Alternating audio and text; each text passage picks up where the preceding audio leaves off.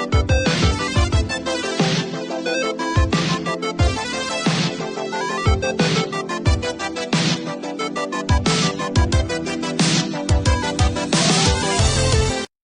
would give you a second if you would have asked, but you asked. Well, fuck, you've already fucked it up. So it doesn't matter. Well, guys, and welcome to another episode of the Fuck Around and Find Out podcast. Today's episode is a long-awaited, I guess I'm the only one that actually did research on it, fucking tobacco growing episode. I don't grow legal substances. It's against my religion. That too. But it's really, really interesting, guys. It's going to be a pretty information-packed, and then, man, some of the history about it is just fucking awesome. If you get away from don't get me wrong. I tried to research it for you guys, but I want to learn sometimes too. So I am gonna sit here and I'm gonna be the retard today asking stupid questions. So go ahead and open a beer or light up a fucking. I'm smoking my tobacco right now. Of course, it's only a Swisher Sweet. But, so Swisher Sweet is dark-fired tobacco. It's a dark-fired tobacco. So, no idea what makes that mean. You're going to learn today, son. You're going to learn today. This is preemptive, of course, of our Fafo cigars that Farrell's going to make. Yeah, so I'm going to give this a hell of a shot. Our growing season here is basically year-round. So I was going to say, you have more than 130 days. So yeah. I'm going to give it a shot. I'm going to grow some, pretty substantial, grove of tobacco and see if I can make, 50 to 100 or so cigars to sell. Or, I guess, give away by donation. Right. We should, I think we talked about it last time. All of us should grow at least a few heads of tobacco. I don't know. But different strains, because don't you want to mix and match and shit? Or is it not like that? No, there it is. Like there's different ones that are. There's ones that are. We'll get into it. There's filler tobacco. There's pipe tobacco. There's chewing tobacco. There's wrapper tobacco. Ow! So it's really, really, really, really fascinating. Let's talk a little bit about the history. Like the history of tobacco is really fucking awesome. So like Benjamin Franklin used tobacco as collateral for the loans from France to fund the War of Independence, right? And that's part of the reason that we got like the Statue of Liberty, because he made good on his fucking loans. It was really fucking cool. The currency of the U.S. dollar, like prior to like 1800, was based on the value of tobacco. Washington, man, he used to pay his soldiers and other people in tobacco and trade. Was really cool, right? So you used to be able to trade coffee by weight straight across for tobacco in the 1800s, which was really, really pretty cool. So, back in the day, coffee was the equivalent to tobacco, which is pretty awesome. Am I still here? Anybody else? It's just me. Hello? No, I'm here. Oh, okay. Cool. Yeah. I was like, what happened? Like, everybody dropped off all of a sudden. All right. So, my smallest right out. So, tobacco is still measured to this day in something called a hogshead, which doesn't make any fucking sense to me. And I've tried to figure out why it's called a hogshead, and nobody fucking knows. They think it's maybe because of the shape of it might resemble the snout of a hog, or it's just because they're like, you know what, they don't even know what to fucking call it. We can't call it a giraffe knuckle. Fuck it, we'll just call it a goddamn hogshead. So a hogshead is a measurement of a bundle of tobacco. It's pressed into a circular bundle that weighs 1,000 pounds. Even to this day, the entire property tax system, even as convoluted as this bullshit is, it's still based on the old method of a value of a hogshead of tobacco. A hogshead of tobacco is 30 inches. Yeah, you missed a lot. It's 30 inches in diameter and 48 inches tall and 1,000 pounds. And that was set in Virginia during 1752 during its Acts of Assembly. So like Virginia becoming Virginia. They set the size of the hogshead and the penalty for coopers who used to make friends with like buyers, and they would make the hogshead slightly bigger so they'd get more for the value. But they made the fine against the coopers that to make the barrel size standard, if it was over even just a tiny amount, then it was a $500. They got fined in tobacco. It's 500 pounds of tobacco per hogshead that they built wrong. So we know a lot about the hogshead use is significant, but nobody knows a freaking name, right? Wait. I got a question. Have you been like doing research, taking notes? Are you reading off a fucking list right now so that everyone has these details? That's a Word document with bullet points. I mean, are we going? That's a word. Should there be a with bullet points? Yeah. Is it? Do you have subsections? Okay. That's what I really want to know. Is it like section A, subsection 2? I would have liked a bullet point thing on the computer that we could all follow. I mean, if you're gonna do no, because you guys don't get my fucking notes. You didn't pay. This is college. You got to pay for my fucking notes. So let's go back. Let's get all this bullshit out of the way real quick. This is pretty cool. So, okay, the term the hogshead as a term of measurement goes back to late Middle English period, the 1350 to 1469. It's originally it was a 54-gallon container, and now it's like a 130-gallon container. But nobody fucking knows why. Like, there's not any one time thing. You can go back and look at like Germanic languages, and they don't really have. They call it ox head or ox hoof, but then it just became hogshead for no fucking reason. And to this day, it's called a hogshead. That's it.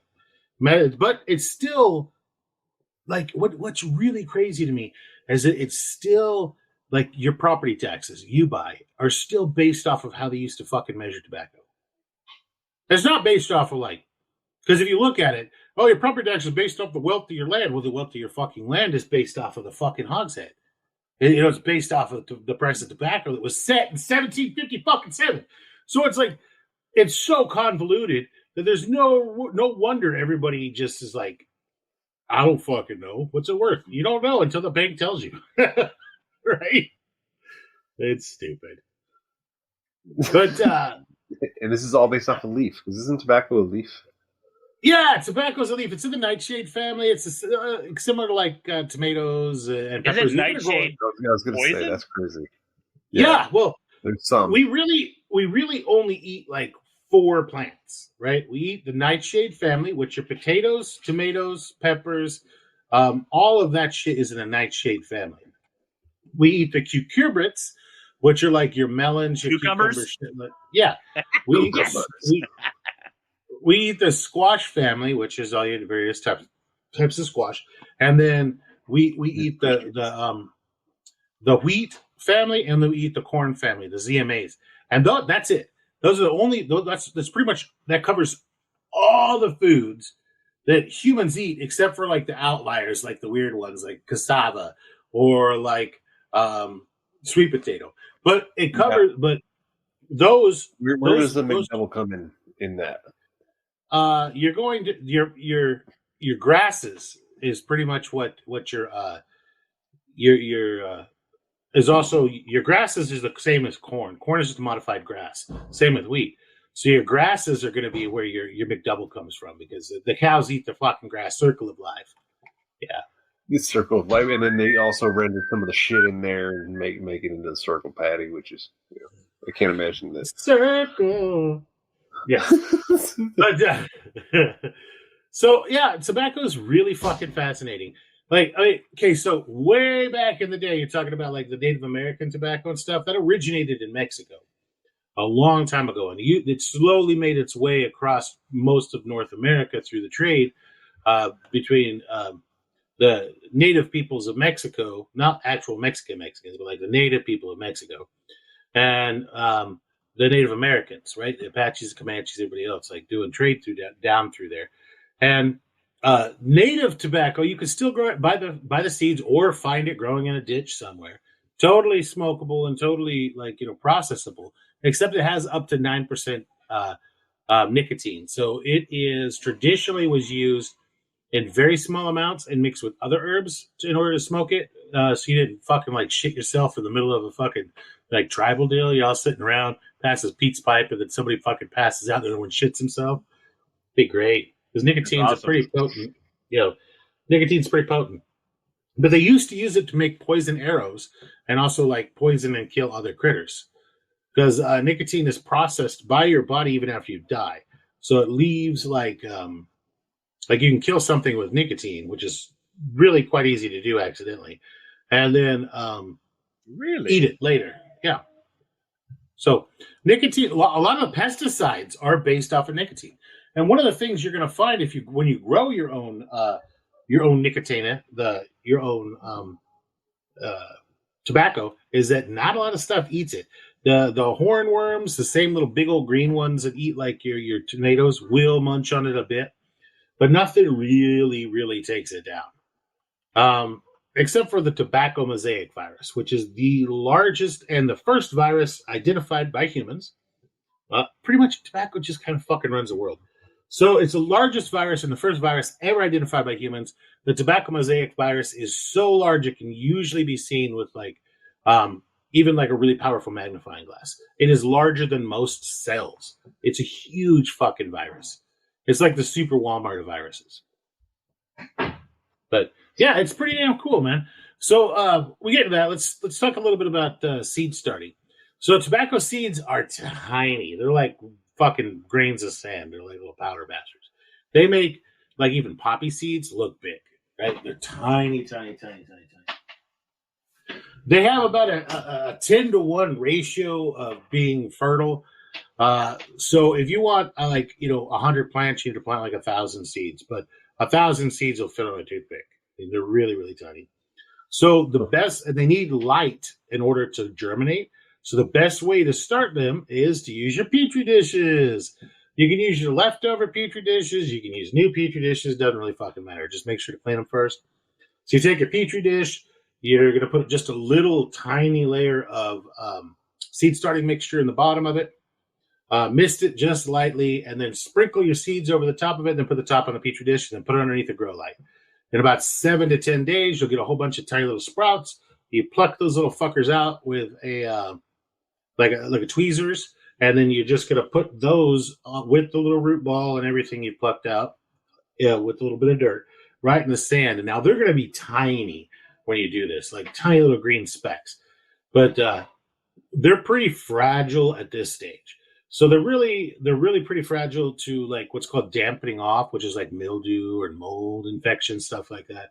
So the best way to deal with them is just have like a light fan blowing over them to keep the air moving, but don't let them dry out. So you need to mist them pretty regularly. If they dry out, they fucking die. They're really fragile at this stage. That's why you start a whole bunch of seeds, try a whole bunch of plants. Now, once the plants get 2 or 3 inches tall, they're pretty much bulletproof.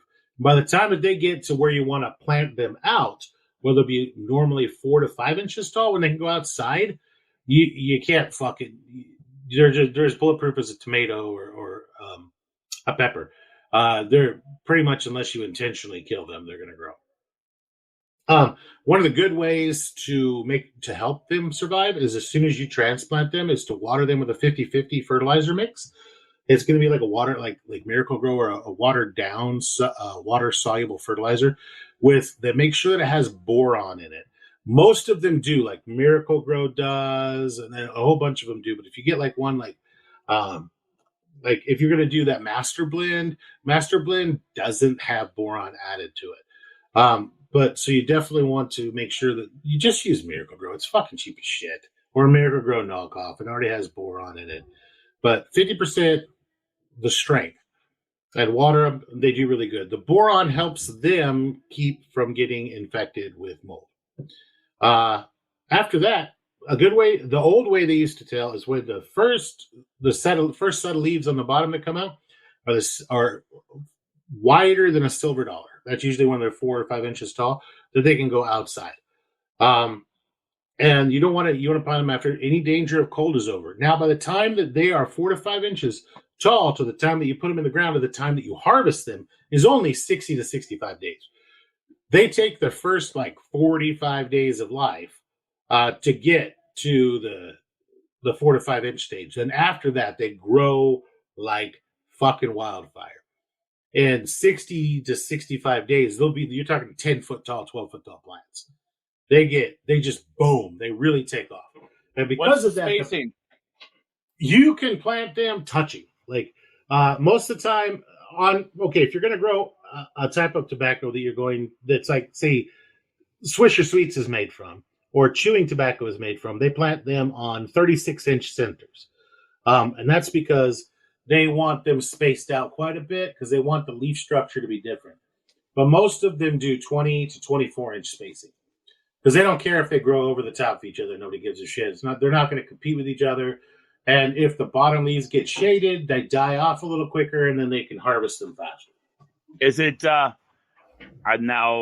it a different plant? Like, I know with cigars, you have to have the certain leaves on the outside, and then so they're different plants or different leaves.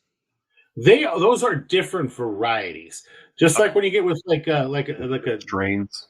Yeah, different strains. It's all the same. Like just like like when you're talking about peppers, like a jalapeno is the same fucking plant as a bell pepper, right? They're just one of them's bred for one thing, one's bred for another one. And we'll get into strain selection here in a little while. That is a goddamn rabbit hole. There's just like, remember our weed episode where there's like a billion strains? There are hundreds of thousands of strains of tobacco.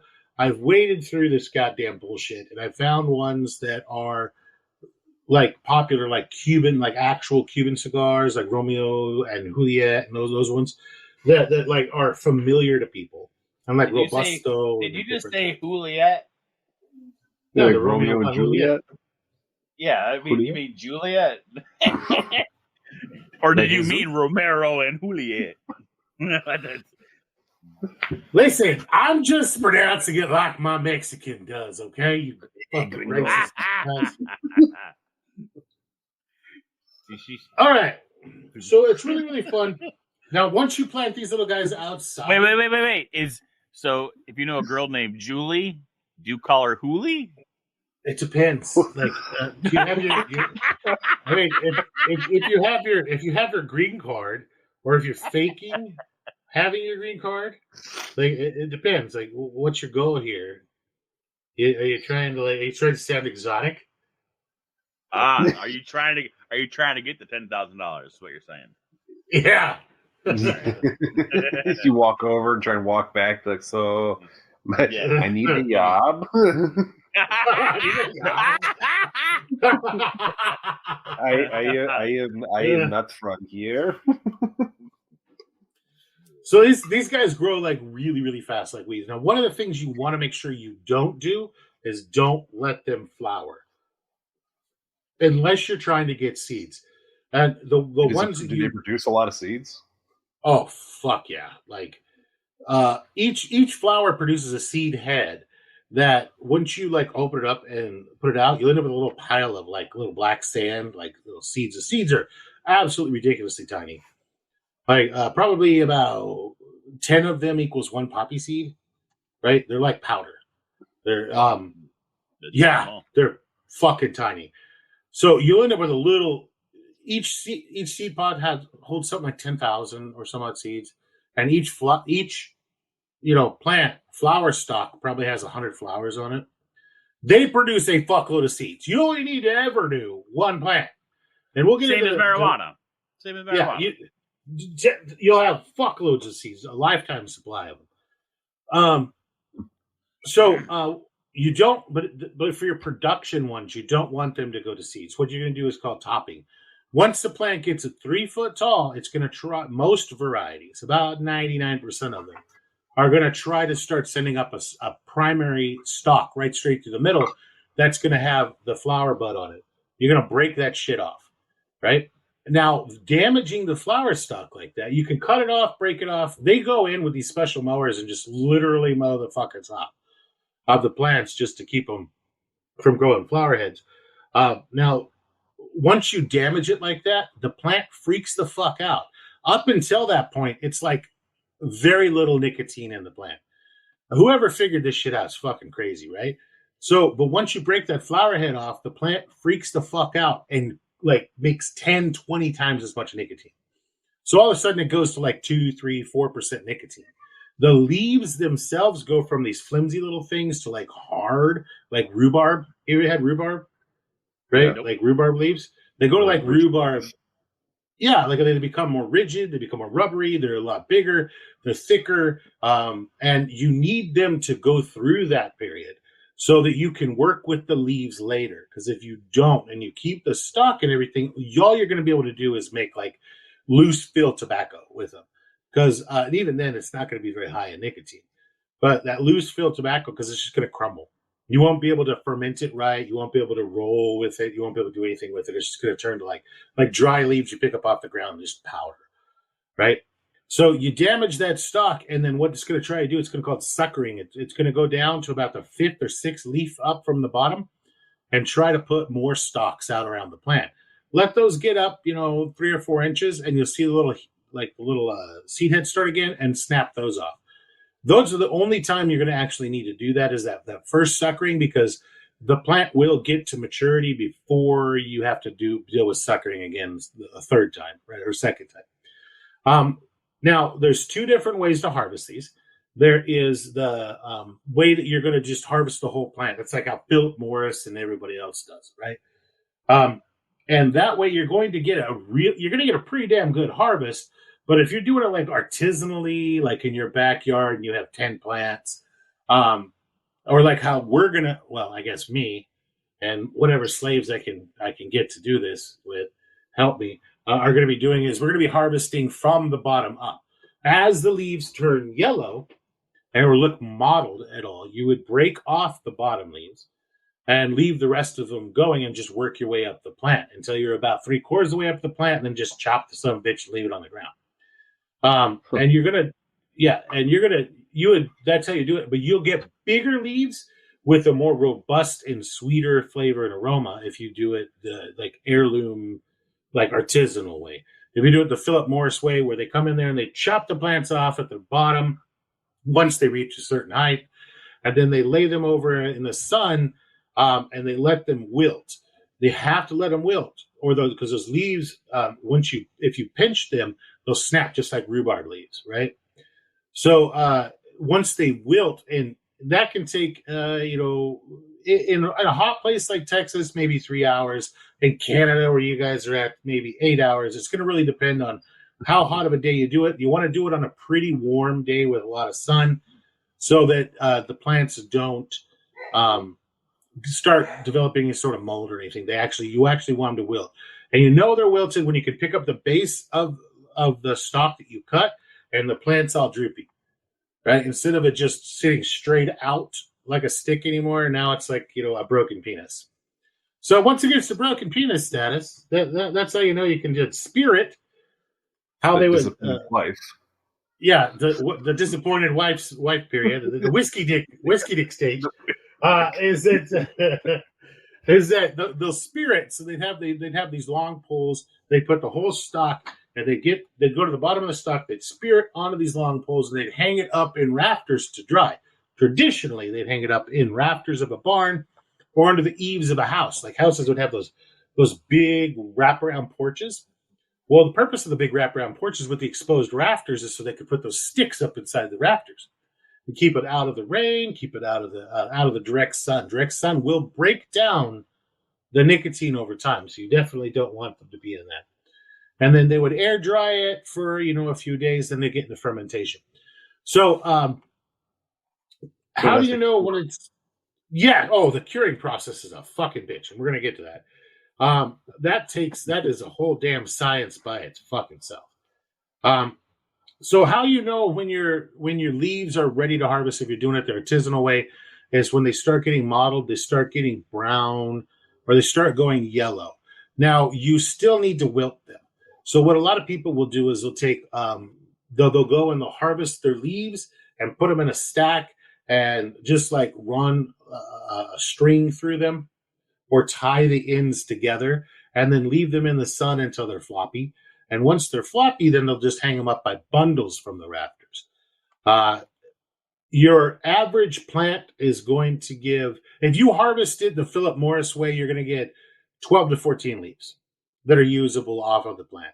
If you harvest it the artisanal way, you get 20 to 17 to 20 leaves.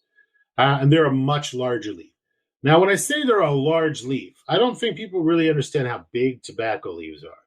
Average tobacco leaf is about the same size as the torso of a human. They're like 3 feet fucking long and 2 feet wide. They're fucking massive. They're huge leaves, which is really cool, right? But you need to let them dry once you've decided to get a bundle of them together for 3 to 7 days in the rafters, right? You want to do it, preferably you'd have somewhere that's kind of humid. If you're trying to do it in Arizona, you're going to want to dry it inside your house where your natural humidity of the house is about 50 or so percent. You don't need to really add humidity at this stage because they have a lot of humidity in them. So once it's been 3 to 7 days, you're going to take them off. Now, there's a bunch of different ways now to ferment the leaves. You need to ferment them because right now they're high in ammonia. You don't want to smoke ammonia. It's not good for you. They're going to be very sharp tasting and very like toilet bowl cleaner, not a party. There are, and we'll talk about varieties that are air cured and air dried, and they're okay to smoke as is at this stage. But most of them, 90 plus, require to be actually fermented. Now, there's the natural fermentation way and the forced fermentation way. The natural fermentation way is to take all your leaves, put them in a very humid area. A lot of people will build a humidor type thing. No, the cheat way is to put them in like a Mylar bag and then put the Mylar bag into a cooler with like a 15-watt light bulb in there or some heat tape to keep it like 90 degrees or so. But then you still have to like open or shake the bag up or move the bag around every day or the mold, right? So that is the traditional way, is that you're going to lay your leaves out somewhere humid, mist them every day, turn them every day, look at them, fucking touch them every day. I do not have patience for that. So forced fermentation. And so the traditional fermentation way gives you a nice round, pleasing mouthfeel, and a lot more naturey flavor. I don't know how to. They say it. They said it's naturey, and like a wild type dirt like flavor, and that's to some people, I guess that's what they want. But if you want like a sweet, robust, mellow, you want to do the forced fermentation. So forced fermentation is you take your giant stack of leaves. You can store your leaves in a cooler, like a 50-quart cooler, in somewhere that's warm, like out in the sun, or in a shady spot if it's really warm outside, for quite a few days, like up to 60 days, until you get a lot of leaves together. So your forced fermentation is going to be where you stack your leaves, you press them like with a weight on them, and you want to kind of squish all the air out. Then you take that block of leaves that you've now squished, and you can bundle it or just wrap it in saran wrap like you would like fucking weed, and then put that somewhere warm for 30 to 60 days. You can go longer, but 30 to 60 days is all you need that way. Forced fermentation can happen, and if the conditions are right, in 7 days. So you want to open it and smell it every once in a while. If it smells sweet, it's good. If it smells sour, you need to do something. And that can be as much as open it up and reshuffle the leaves, just like take the ones from the top, put them on the bottom, in the middle, take the ones from the middle, put them on the top, and reshuffle them and then mist them again with a little bit of water. You want to stay above 50% hydration in your leaves, right? So 25 to 50% hydration in your leaves. If you go below 25, they crumble to shit. If you go above 50, you grow mold. Now, during this time, they're going to change from a light brown color to the dark color you see in like tobacco, right? Like the dark brown color. And that's forced fermentation. Forced fermentation, in a nutshell, is how they're going to do with a whole bunch of like your traditional tobacco that you smoke out of cigarettes, tobacco you get like high-end pipe tobacco, stuff like that is going to be force fermented. Just because it works a lot better, it makes a nice product that is consistent, right? You're not going to have one leaf that tastes weirdly like grass and one leaf that tastes like, really good tobacco. You can just go to it and know that the entire bundle is going to have roughly the same flavor profile. That works out really well. Now we're going to talk about the dark fire method. This method is the one that really weirdly appeals to me. So how you do your dark fire method is, remember how we just talked about spearing the stalks? So you'll take your tobacco from the field, you'll chop it while it's still green, but in the leaves, if you can take a leaf on the plant from the top part of the plant, remember you've topped your plants off at 3 foot tall, so they're manageable. And they're going to put all the rest of their energy into making nicotine and growing much larger leaves. If you can grab one of the leaves at the top and pinch it in half and it snaps like a carrot, like a fresh carrot, then you're done. Chop that bitch off at the fucking ground. Wilt it in the sun until it's whiskey dick stage. Spear it, hang it up in a smoker.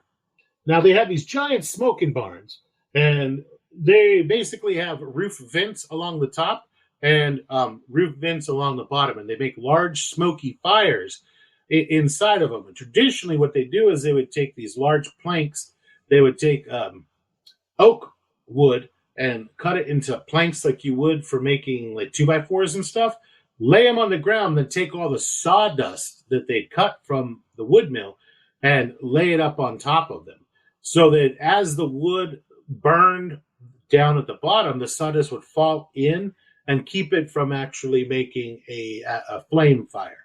And it would smolder and smolder and smolder and keep the humidity up. It would keep the humidity up just by the air exchange in there, and slowly smoke the tobacco and make a dark brown, almost black tobacco. That's where your Swisher Sweets come from, is a dark fired tobacco, and those kind of like mini cigars and stuff. But primarily dark fired tobacco is going to be in your like chew, like Levi Garrett, stuff like that. And also your finer pipe tobaccos. If you ever smelled like a really nice, sweet, rich, dark, smoky pipe tobacco, before you even light it on fire, it smells really good. And that would be. Is that where the vibe of virgin comes from? But it smells the good. What? You know how they roll cigars on the virgin's thigh to go ahead and make a Cuban? No, I think that's just because cigars are vaguely penile shaped. I mean, looks like a phallic. Yeah, you're just rolling the phallus on their thighs. So, I mean, it sounds good. You've never heard that before? Yeah, I have. All right. So I've seen the. Let's talk about if you wanted to do it like the Chad way to ferment fucking shit is going to be forced fermentation. If you want to do it the fucking geek way, then you need basically like a shotgun fruiting chamber setup. Yeah, you need basically that. You need to keep your humidity up. You want to keep everything off of it, but you got to handle the fucking leaves every day because you got to rotate them in or out to keep them from fermenting, because they have enough fucking air that they will mold. And that method can take 6 to 10 fucking weeks to ferment. Like, that can take a long fucking time. You're dark firing your tobacco. It's fermenting as it's getting smoked. You can simulate this if you have like electric smoker, and you can set it to like 170 degrees or so, and then crank your smoke to like medium, and then smoke your tobacco in there for like 8 to 10 hours. Take your tobacco out, mist it with some water, compress it into a block, and wrap it with saran wrap, and put it like somewhere warm in your freaking house, or out in the garage if your garage is like 80 to 100 degrees. Put it outside in the garage or under the steps, whatever, away from critters, and put it out there for a week, and it'll rock and roll that way. It'll make a really good way. I'm going to do some dark fired tobacco because I want to see, and I'm going to do a lot of the forced ferment. I think it's going to be a lot of fun to try to mix the two together and come up with what tastes the best. Flue cured blends, bro. Yeah. How dare you start a podcast without me, by the way? We tried to get a hold of you. God damn it. Sorry, I got in late. Sorry, guys. It's okay. So at the end of your fermentation stage, you'll end up with this this very workable, leathery type leaf, right? If your leaves are crumbly at all, put them in a hydration chamber, and you can make a hydration chamber out of anything. A bucket, doesn't matter. Missed it, put the fucking lid on, and let it sit for a while. The new, I guess, traditional way to doing it is to take some heat tape in a box and like put a bowl of water on the heat tape or a hot pad in the box, put the medium, and then put all your leaves in there and let it just kind of steam them a little bit. So when you take your leaves out, they should feel leathery. They should look like leather, like real well-grained leather after they're done fermenting. You're going to want to roll that over a rounded surface. So like a dowel, a baseball bat. Baseball bats were pretty popular back in the day for a way to process them because everybody had fucking baseball bats, right? So you'll take the leaf, roll. Can I use once, a hockey stick? Twice. If it has rounded edges on it. Only for Canadian tobacco. Yeah, only for Canadian tobacco. As long as it has rounded edges, you don't want any sharp edges on this. What you're trying to do is you're trying to break that stem that's going down the middle and also make the leaf more pliable. Your leaf will open up at that stage because you kind of broke the fibers down, and lay your leaves out flat on a surface next to you. You're going to want to put them on like cardboard or something because they're going to fucking stain absolutely goddamn anything they touch. At that point, you're going to want to, after you've worked, that's called working your leaves. After you've worked all your leaves, you're going to go back through there and you can strip the stem out by hand if you're fucking like a boss. You just pinch it and pull and it'll all strip out from the middle. Most people these days, though, they're just cutting it out with like a sharp knife against like, a background of some type. And that stem that goes down through the middle of each leaf, that's not going to be good to smoke. That's going to be really harsh. What happens with it is if you look in shitty tobacco, like Camel cigarettes or whatever, American Spirit or whatever the cheap cigarettes are nowadays, you'll see the little like tan-colored flakes in there. Those are stem, and they make the cigarettes harsher. They also carry a whole bunch of carcinogens, so you definitely want to get rid of those stems. They hold a whole bunch of what? Carcinogens. Oh, cancer-causing agents. Gotcha. Cancery shit. Yeah. So at that point, now you can work it with however you want. So if you've already separated out your tobacco to where you haven't processed it all in one big bundle, you definitely want to keep your pipe tobacco, your filler tobacco, your wrapper tobaccos. You want to treat each one. You want to keep those separately because your leaf and wrapper tobacco is designed to add to the whole smoking, like to a pipe. You know what I mean? Sorry, to add to the whole smoking a cigar. It's meant to keep everything together, be a little bit tougher, and add like whatever flavor you want. Some of them add molassesy type flavors, but they're a different type of leaf. They're a bit thicker. You don't want to try to chop up. There's some dual use, but most of the wrapper tobacco is going to be wrapper tobacco, right? Your filler tobacco, you need to chop it very fine. There's a billion ways to do it. The traditional way is basically looks like a paper cutter, and you can use a paper cutter to cut it up super fine. A paper shredder works. Yeah, a paper shredder would probably work pretty well too, as long as it's not the one that makes things squares. Right. So now there's different ways. So we've gotten to the drying and the fermenting way. Now, you can do your drying two different ways, right? So if we go back and look at drying again, you can do your air drying, which we talked about, or you can do flue drying, which is where you use warm, dry air. So what they would normally do is they would have it like fans.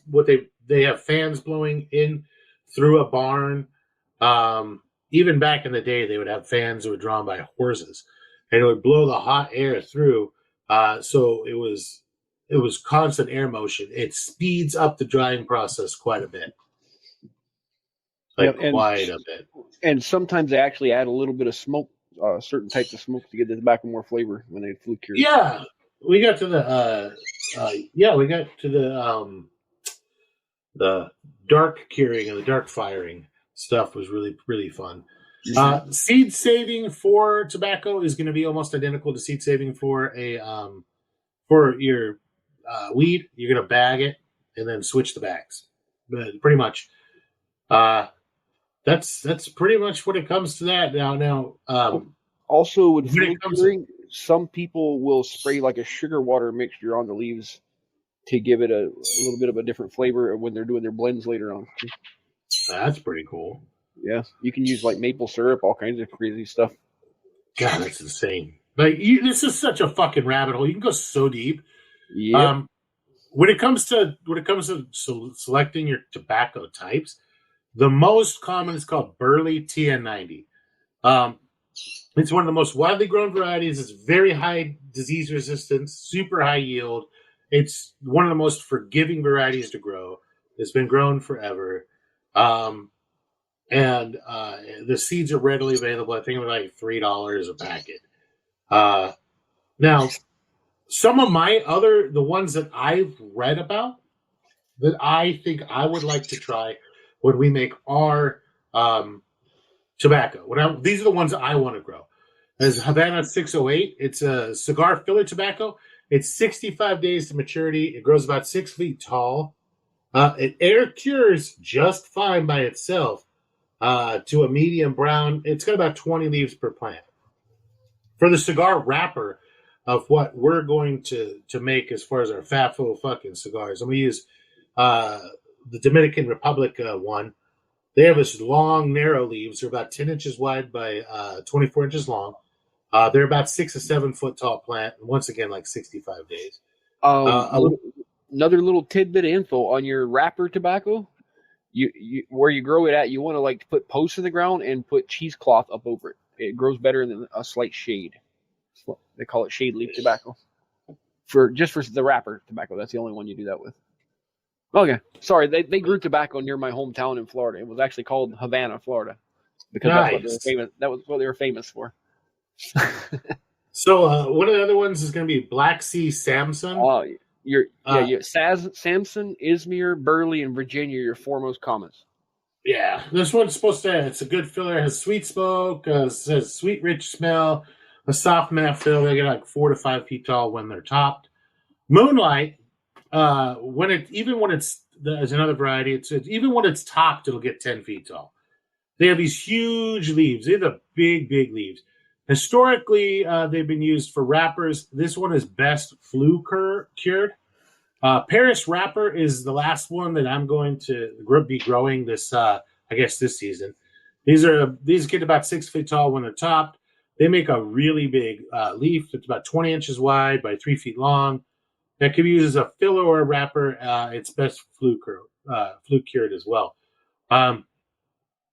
And those are the ones I'm going to be kind of experimenting with, just to give this one a hell of a shot at growing this tobacco. Tobacco, like the lore and stuff of the tobacco, it's just it pretty much grew America. It's so fascinating, right? It's my attempts at growing tobacco were all geared towards growing my favorite brand of pre-rolled cigarettes. So I love Camels, so that's why I want the Turkish and all the others to mix in.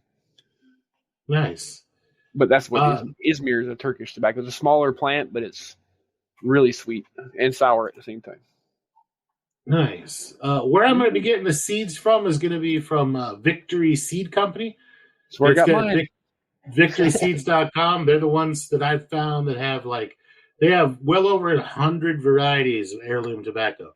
And one of the good things I like about them, if you go and you look at other places that have tobacco seeds, they carry like one or two varieties, or they just have a variety that's called heirloom tobacco, or like it's some generic variety. Yeah. Whereas these guys, they've spent the time and they have the actual, like, what you get is what you order is what you fucking get.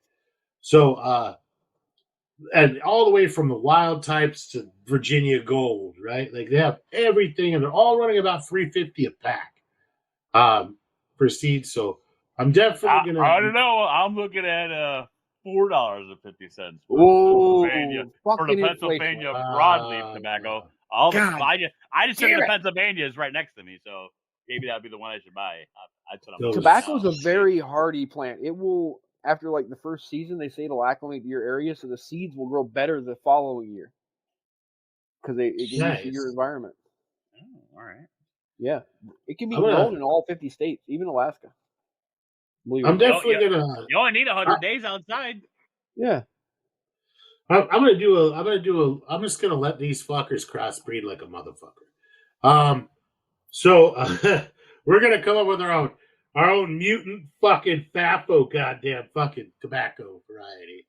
At the end of the world, we'll be important motherfuckers if we got tobacco. We can bring back slavery, right? Fucking feral. It sounds like a great running platform for your next congressman. Bring it back. You mean it left? It just left, the United States. It's still in other countries, Oh yeah, like it's here too. It's here too. It is. Ask my wife. Slavery's still here. We are. Well, they have the people in slavery here now, or the people that are like shipped over here. They get a visa through these people, and then they're indentured servants. Having to work for their company for $2 an hour until they pay off the debt. Go ahead and see what happens when you stop paying your bills and tell me you're not a goddamn slave to the bank. Right? Yeah.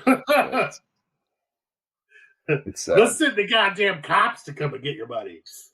Yeah, it's like if you don't pay for the extortion that they're taking out of you, they're going to send people with guns to come and put you in a cell. Speaking of people with guns, there's some nasty rumors going around about me on the internet, and I just want everybody to know it wasn't me. Okay, I was hacked or something. Okay. The hamster was willing. Yeah, the hamster wanted to do what it needed to do.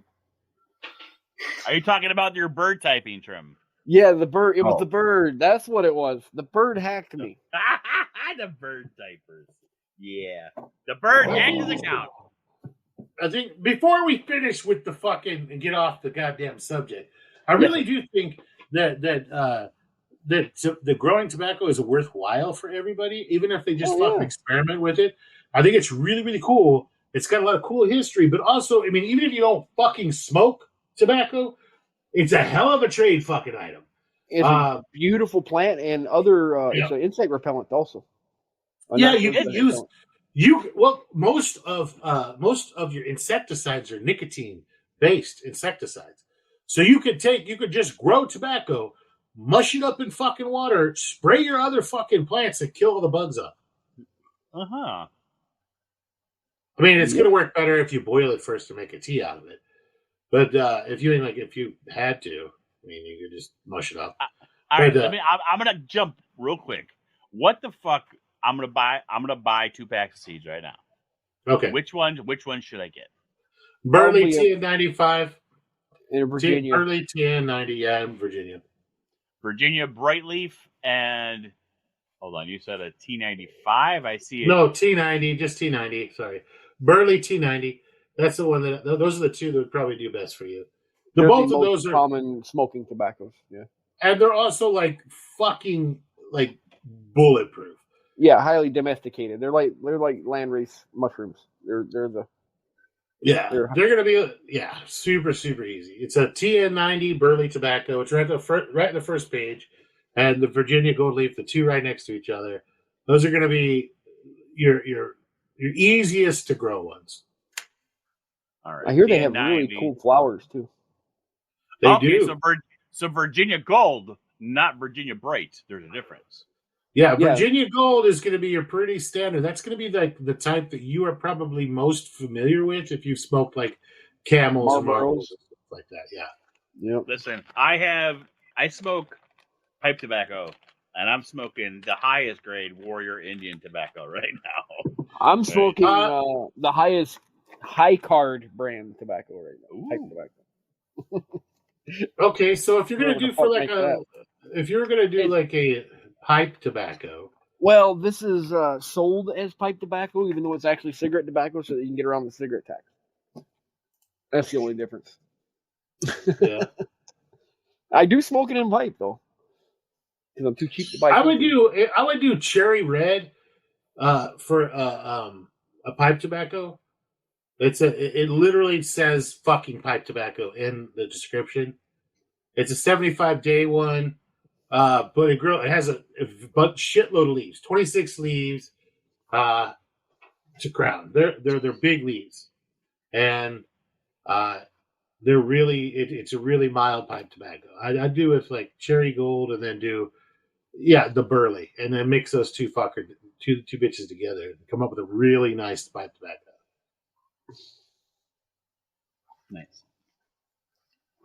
And I prefer Turkish tobacco over just about every other kind, but it's a little harder to grow and smaller.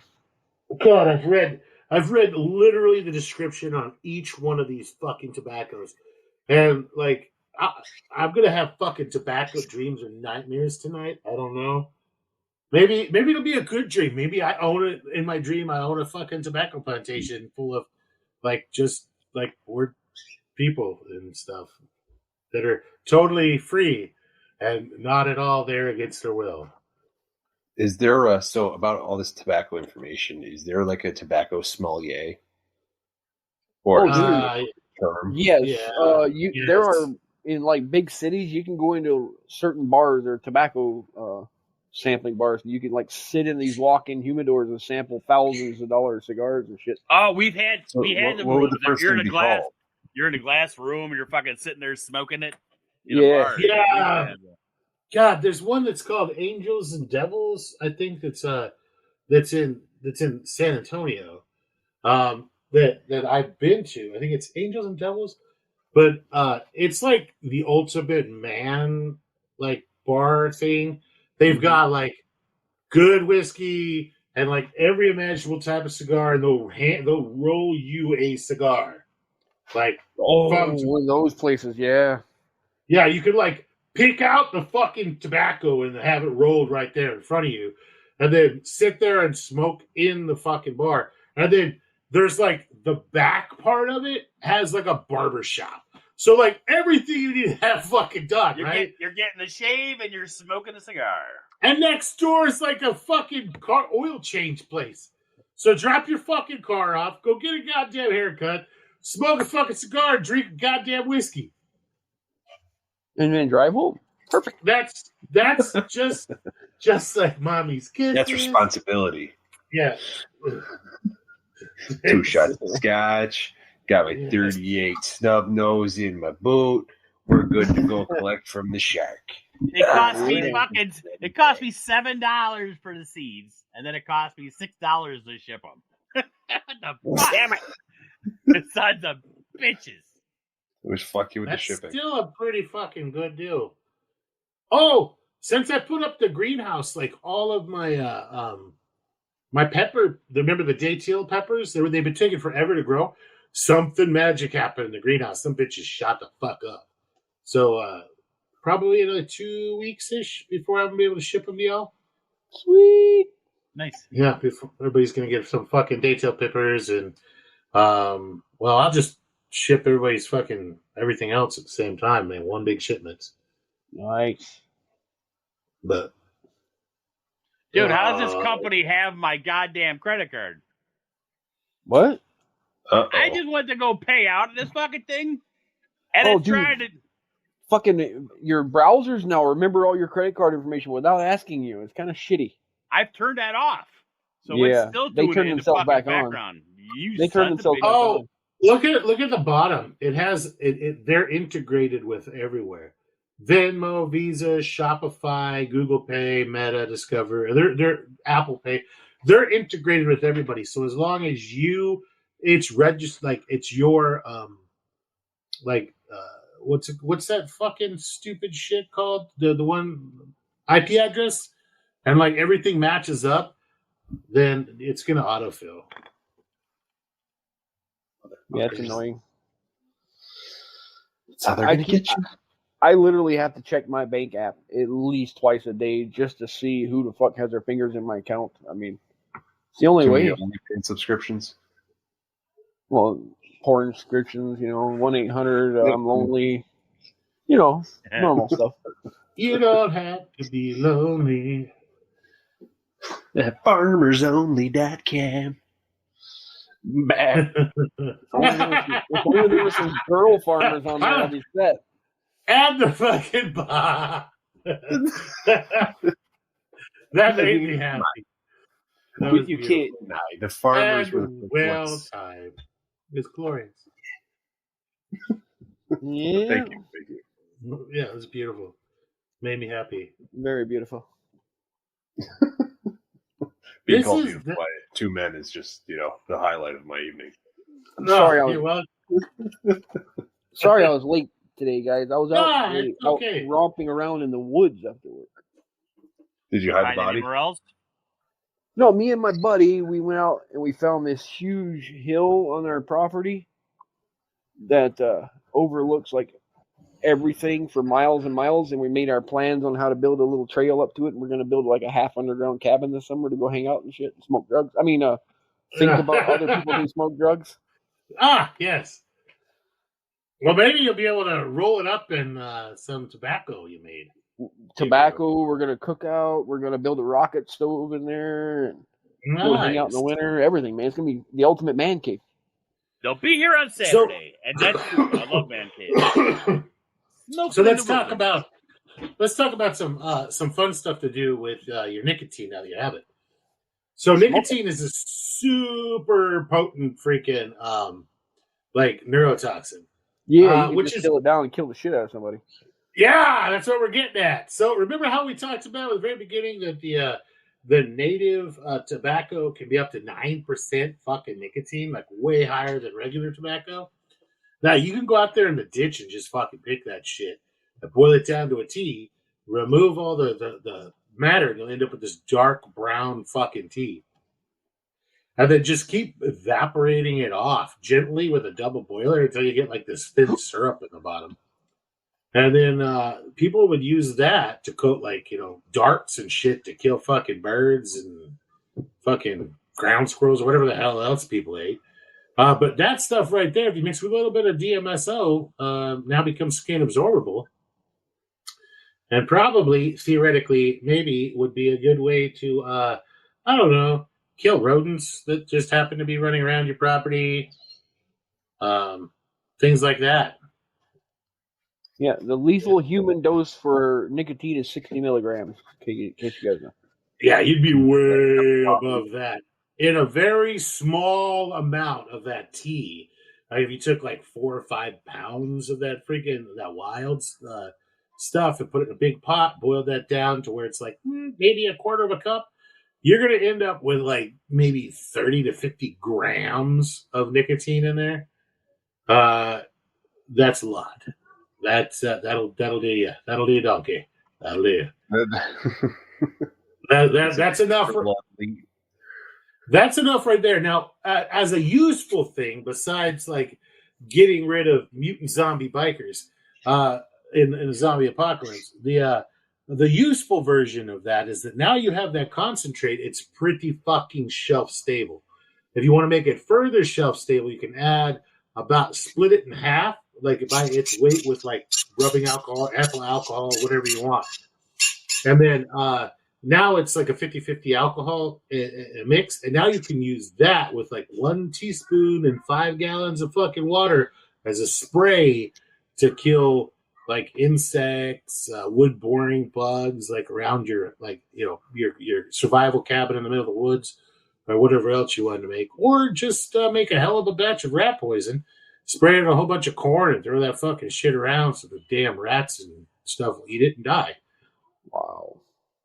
But that's crazy. In theory, there's enough nicotine in between 4 to 6 cigarettes to kill a human. Yeah. But except for those when you smoke it, you don't actually ingest all of it. Except for those fucking crazy old barflies that talk like Marge Simpson at the end of the fucking VFW table. That bitch right there, she's like 38% fucking nicotine.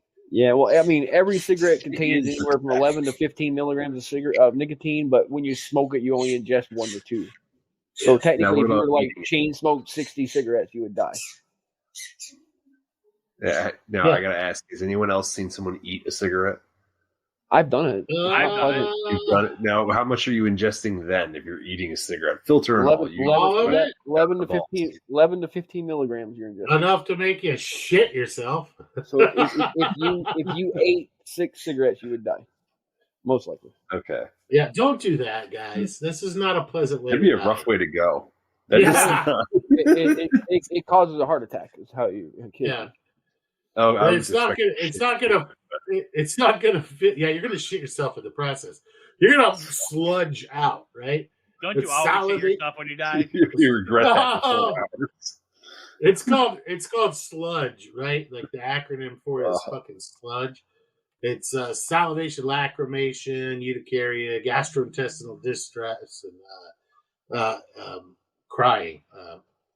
Back in the old days earlier days of vaping, I used to make my own juice, and I was actually able to procure 100% pure nicotine for making my own juice.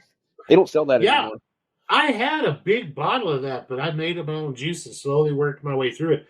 The closest I can get now is that they will sell me is 30%.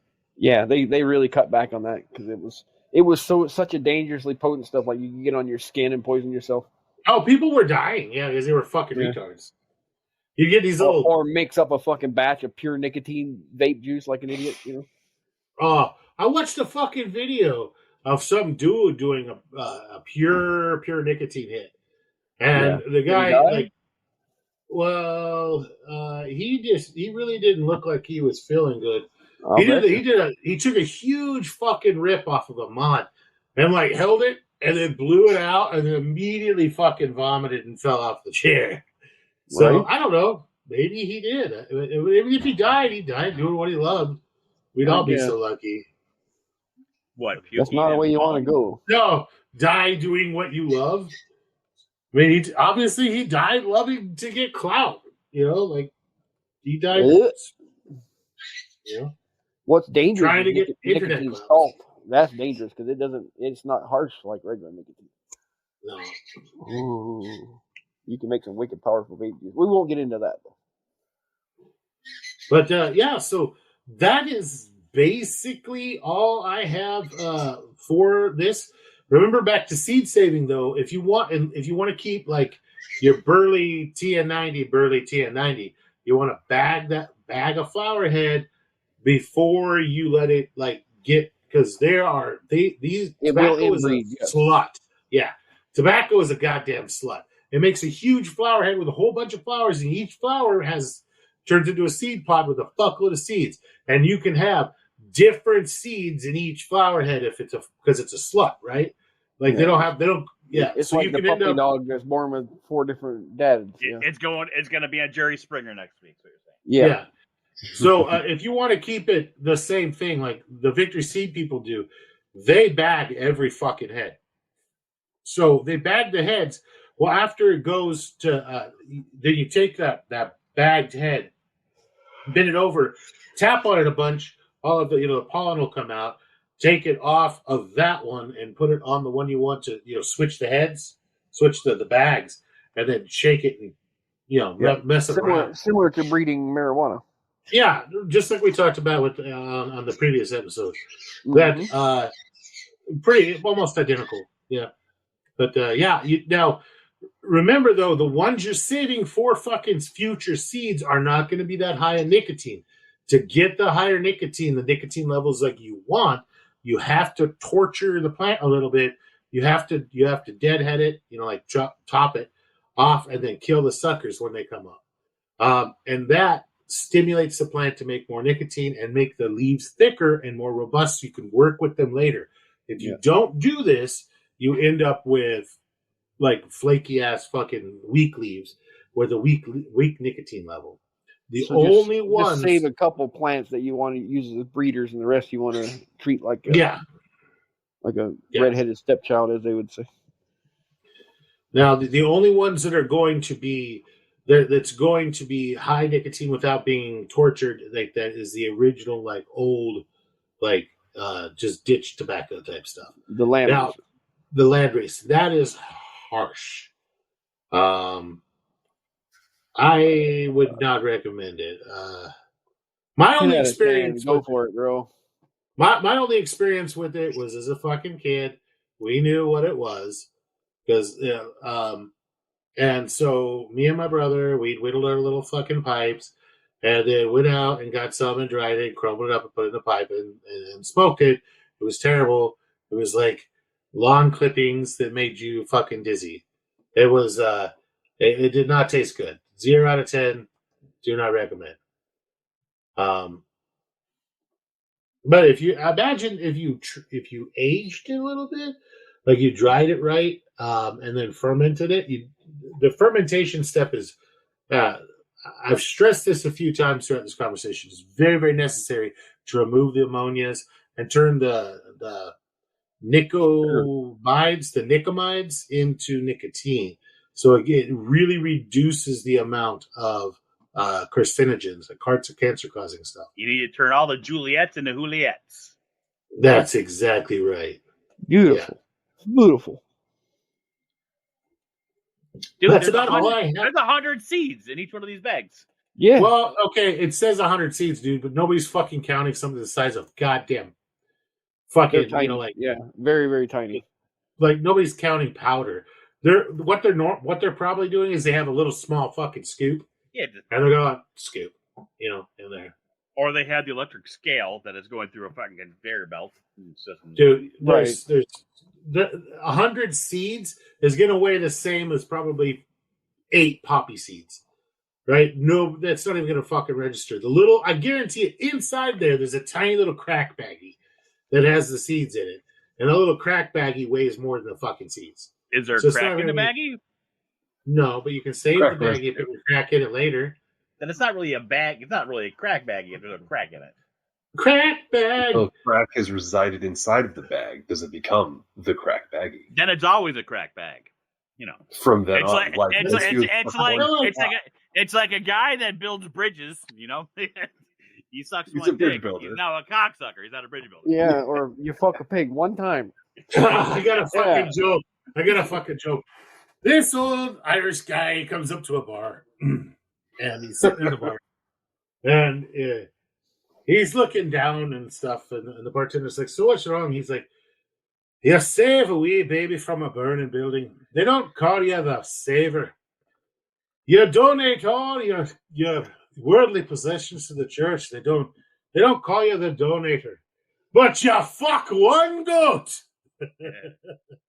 Right? Your goat forever for life. Never goes away. I hear. Okay, so now I'm excited. That should be the contest. I have a new contest. We grow our own fucking tobacco. And then it's not. Yeah, it's see not. Who has the best blend? Who has the best blend?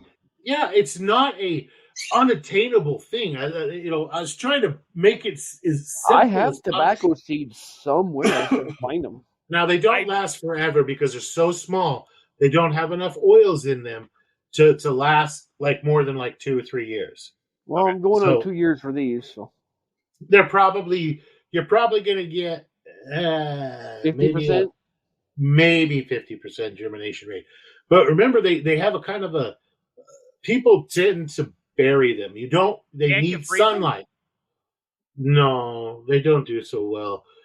They can from year to year, but like multiple years, they don't do so well. How they save them in the seed vault, like the Svalbard seed vault, is they put them in propylene glycol and then they fucking freeze it. So it's Sub-Zero. Yeah. Svalbard? But, Svalbard, whatever the fuck, I don't know.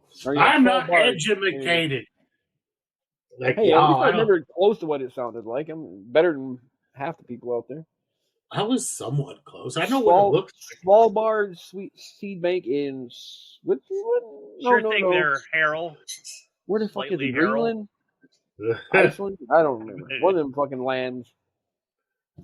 Yeah, that's a cool place. Definitely a zombie apocalypse destination. Yeah, but we never talked about the tobacco during our apocalypse episode. That'd be a good damn good crop to have. Oh, fuck yeah. That'd be better than weed. That would be better than fucking having cocoa plants. Well, it's going to be more useful, not only to make like a pot of soup to kill the raiders that are in town, but also to make, like, to me, it's not just, hey, I've got an addictive substance I can get my, the Joneses over there who are addicted to. It's more along the lines of all the different uses for it. I thought tobacco itself is slightly addictive, but with all the additives and everything else that the companies put in there, makes it a lot. Most of the additives come from what they're spraying on the plant to keep it like the growth. Okay, so Philip Morris is a bad one about this. They use a fucking series of so Philip Morris uses a series of stuff because they don't want to pay to have some people go out there and pluck off all of the suckers. So when they top it, they have a spray that they use. They spray on it. It has a shit. It's basically chemicals fucking holding hands. It inhibits the plant ability to grow suckers at the same time as being like a systemic fungicide and a systemic herbicide that the plant can pull up and defend its roots with, and a systemic like bug killer. It is fucking, and it looks like antifreeze. Like it really fucking does. It's this neon fucking green slime shit.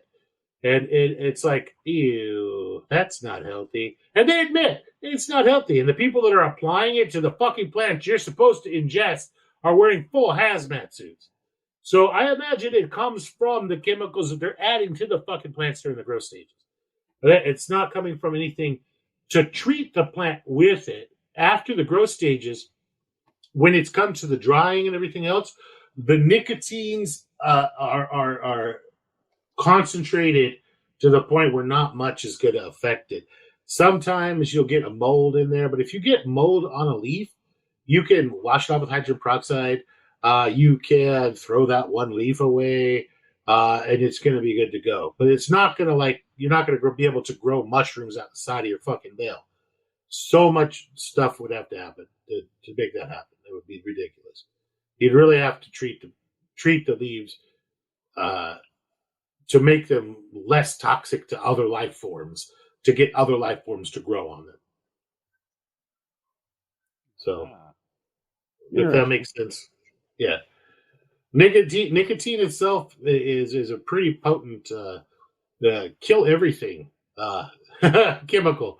So concentrating it through the drying and the fermentation process definitely helps by itself. So, the forced fermentation is the way to go, guys. It's going to be so much easier for you. We haven't talked about fucking soil or anything. It doesn't require. That doesn't doesn't give a shit. It does not give a fuck. People have experimented with it, and all they've done is make it taller. It doesn't make any more leaves. You could grow it in pretty much everything from shitty red dirt fucking clay in Texas to goddamn sand. It does not care. It does extremely well in hydroponics even. It doesn't care. Once it's past that delicate seedling stage to where the leaves are, it's 4 to 5 inches tall, and the leaves have as big as a silver dollar across for that first set of leaves.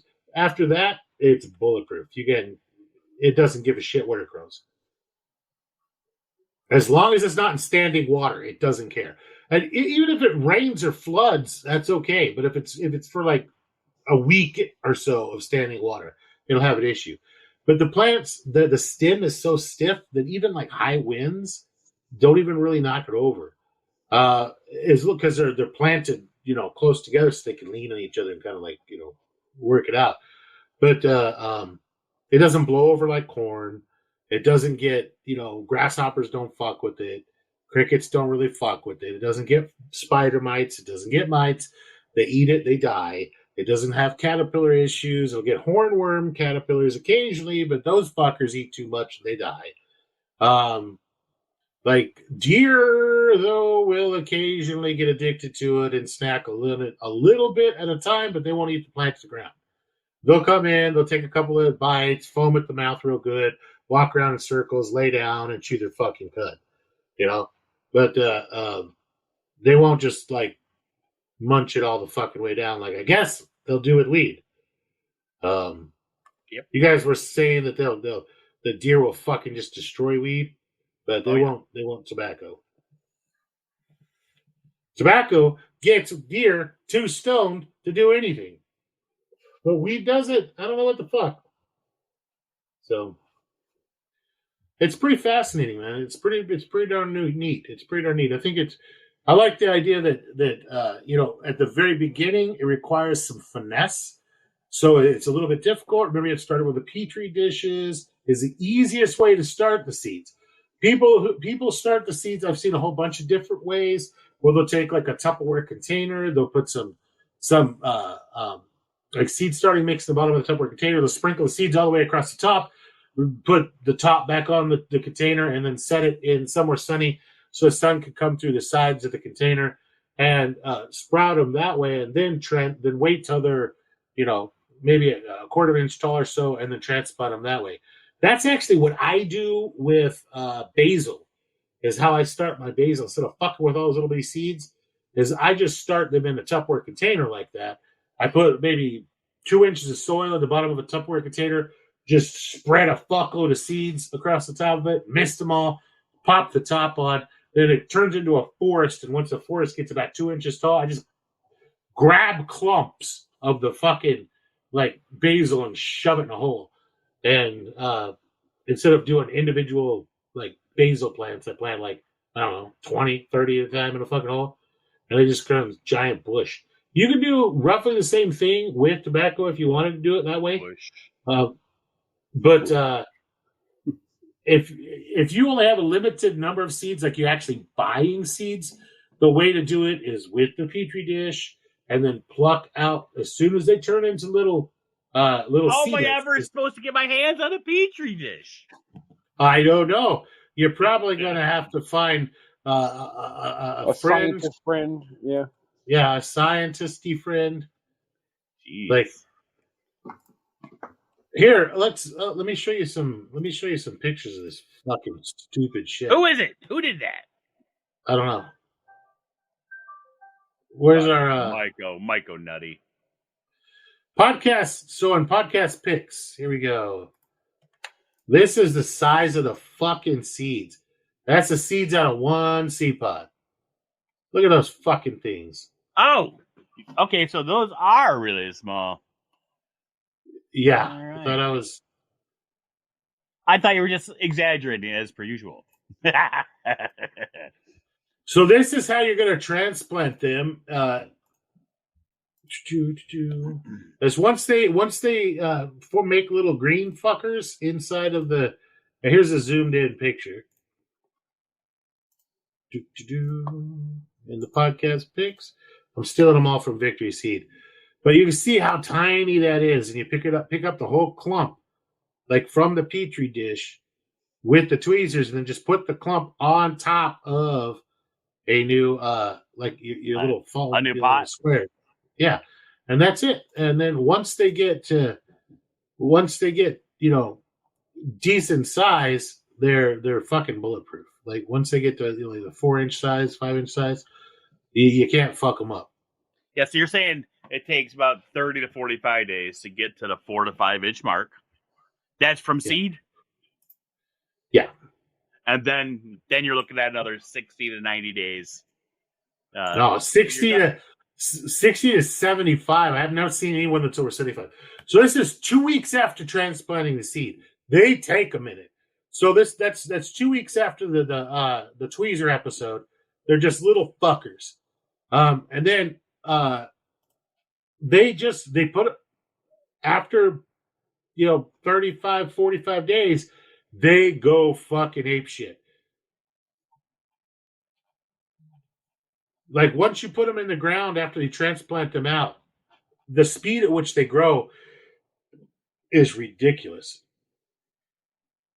They go from being little bitty tiny little things that you transplant out, you're like 4 or 5 inches tall, to being 7, 8, 10 foot tall fucking plants in only 60, 65 days. So that's pretty damn fast, man. Yeah.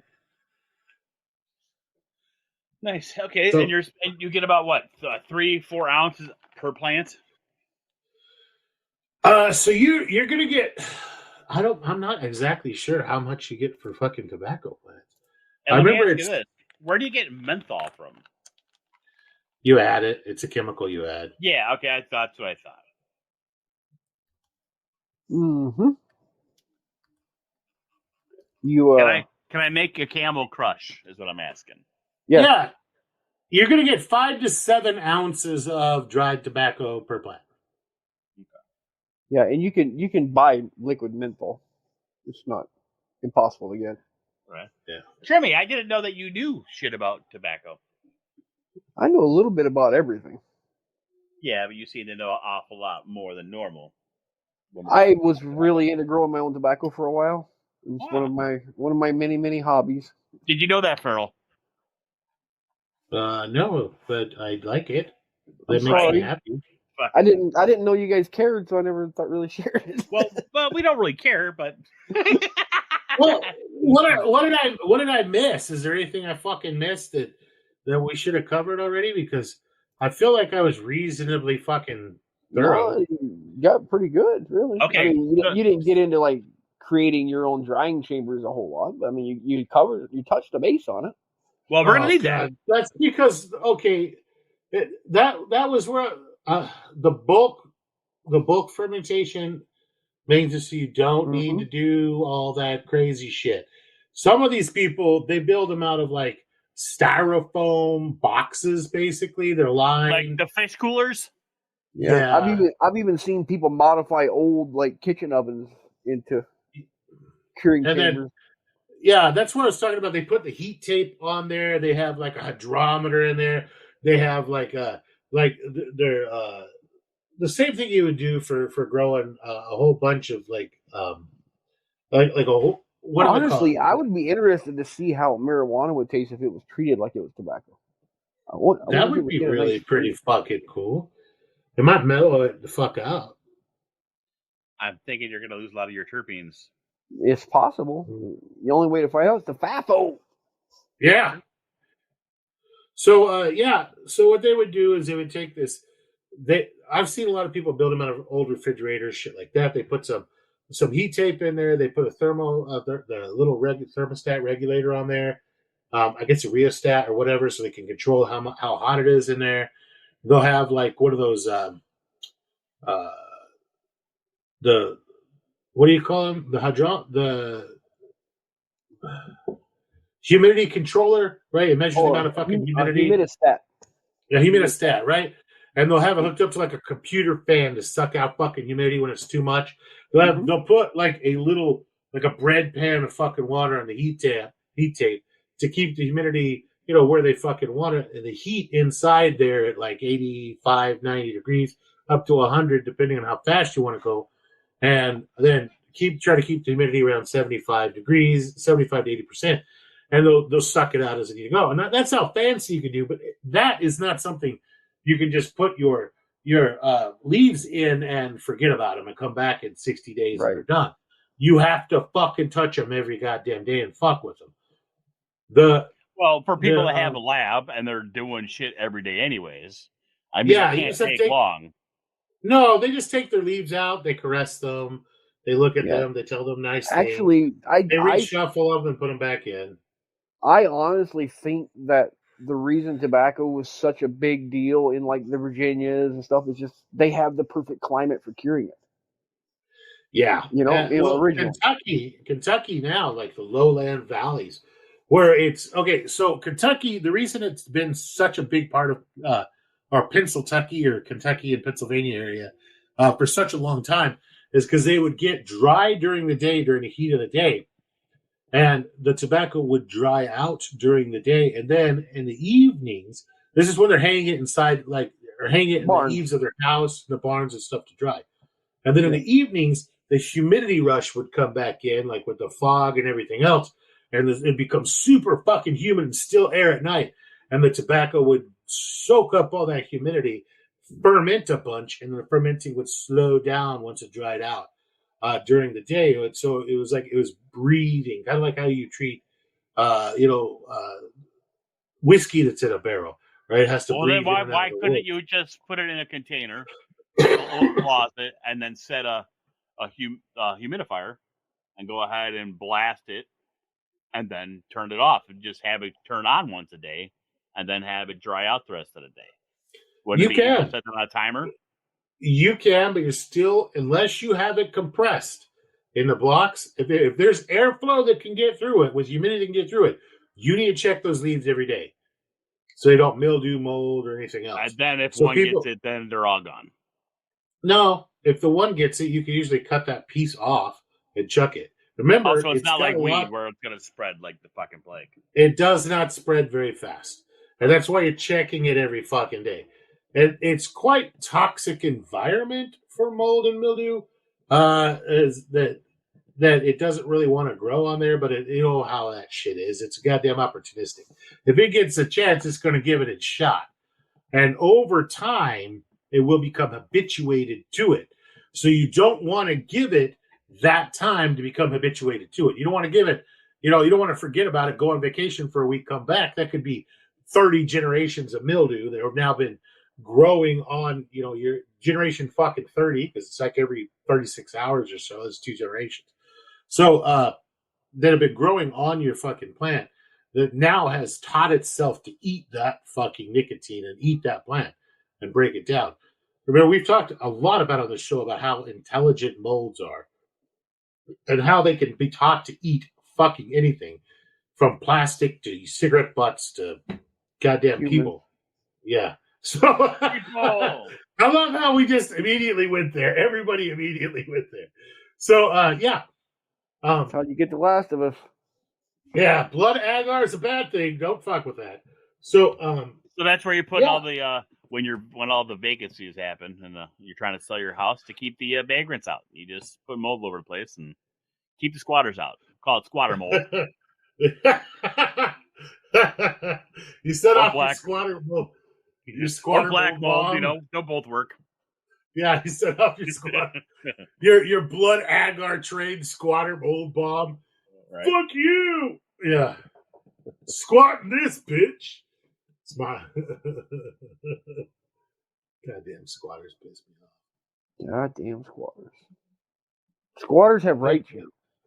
No, they don't. They have the right to be delicious.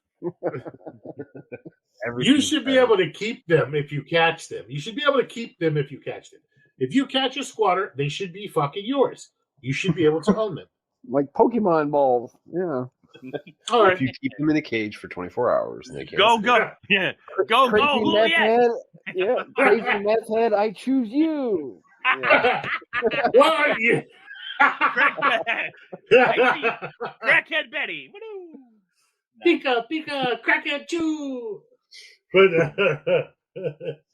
no, but you should be able to keep them. I mean, if you want to part them out, like, for money or whatever, you should be able to.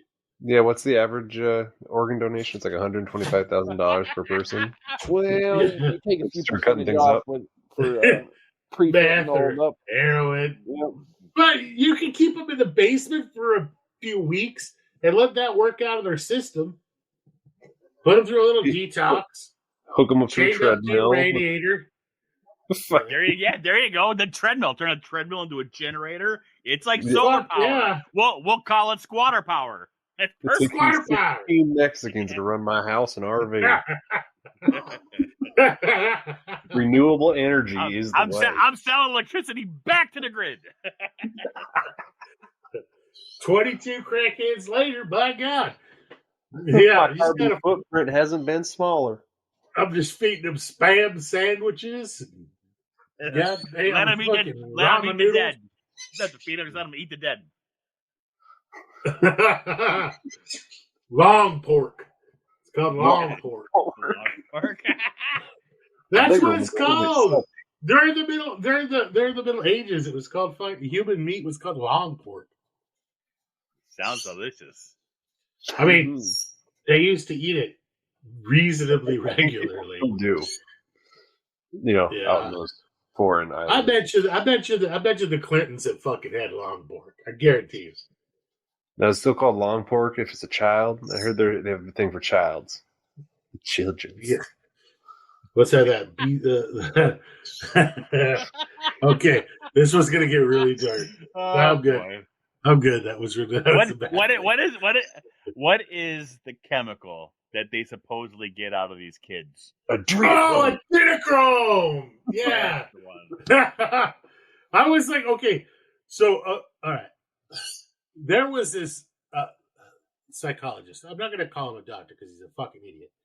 He was a psychologist that I worked around that would go on about all these fucking conspiracy shit all the fucking time.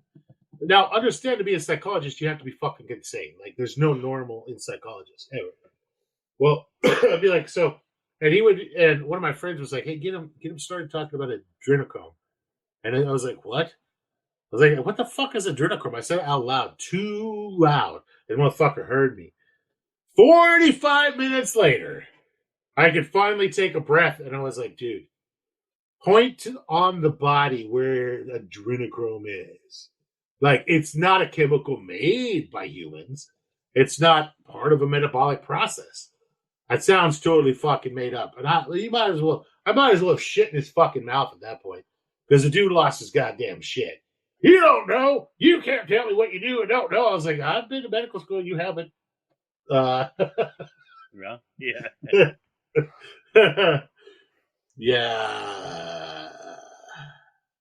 Yeah, there's certain people you just can't argue with. Yeah. Yeah, but that fucking dude gets to run around and write goddamn prescriptions and put people and like commit people to the state and jail and shit. And he believes in that like so hard. And I'm like, you lost 100% credibility with me, buddy. If you had to wear your conspiracy theories that you lived and died for on like your skin, just on your forehead, I believe in flat Earth. I think that would change a lot of your perspective. Yes. Yeah. I don't know if I actually really believe in very many conspiracy theories because I don't believe that the government is smart enough to be able to pull any of them off. It's not the government. The government is being controlled by lizard people. Sure, yes, or whatever. We're all living in a simulation. Scientists have already figured it out. They did prove that with physics, didn't they? Yeah. Recently. When? It's a mathematical theory they just came out with that we're something about how fast data is moving. That we're reaching the bit rate limit of the reality, so they think it's reality is a simulation. It's kind of weird. It's a scientific. I don't know, man.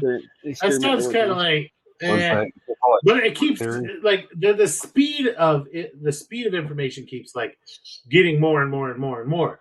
So you figure that if it was a simulation, but it's not only speed of information; it's also the speed of misinformation at the same time.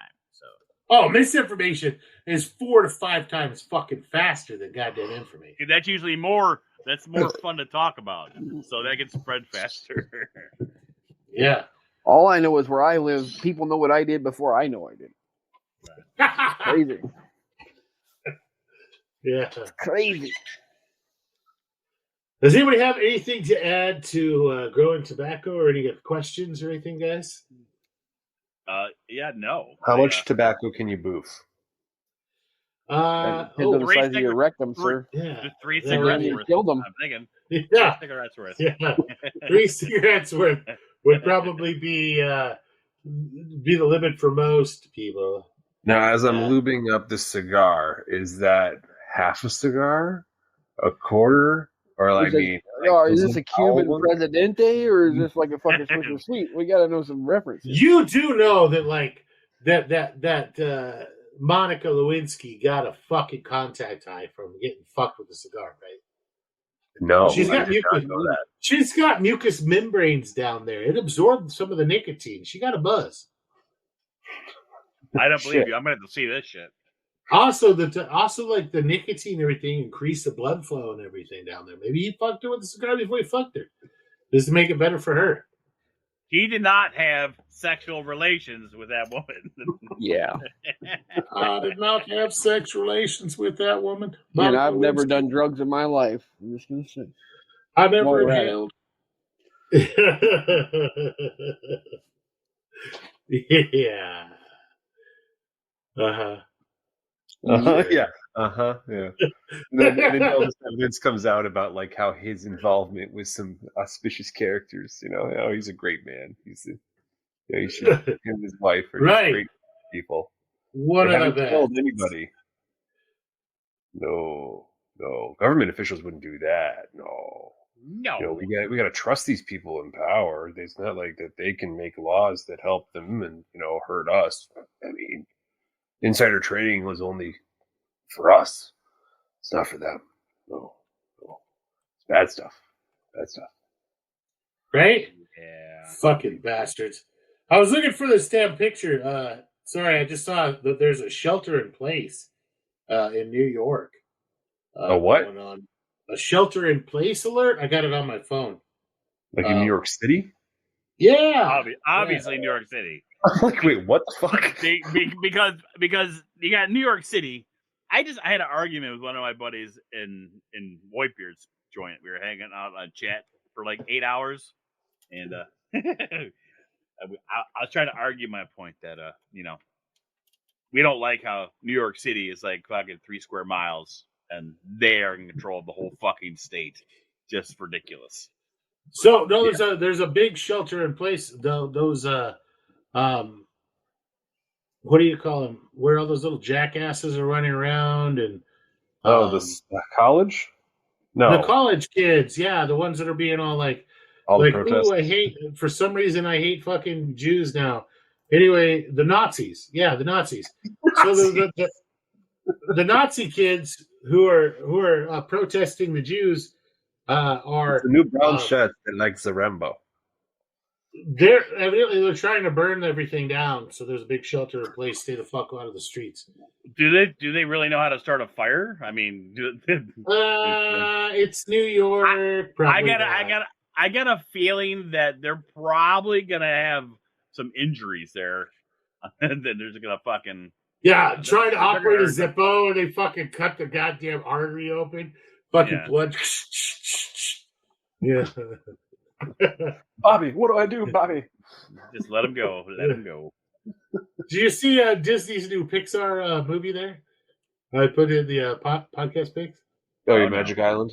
Yeah. Yeah. What? The next one coming up is Crossing the Drain. Oh, yeah, I saw that, yeah.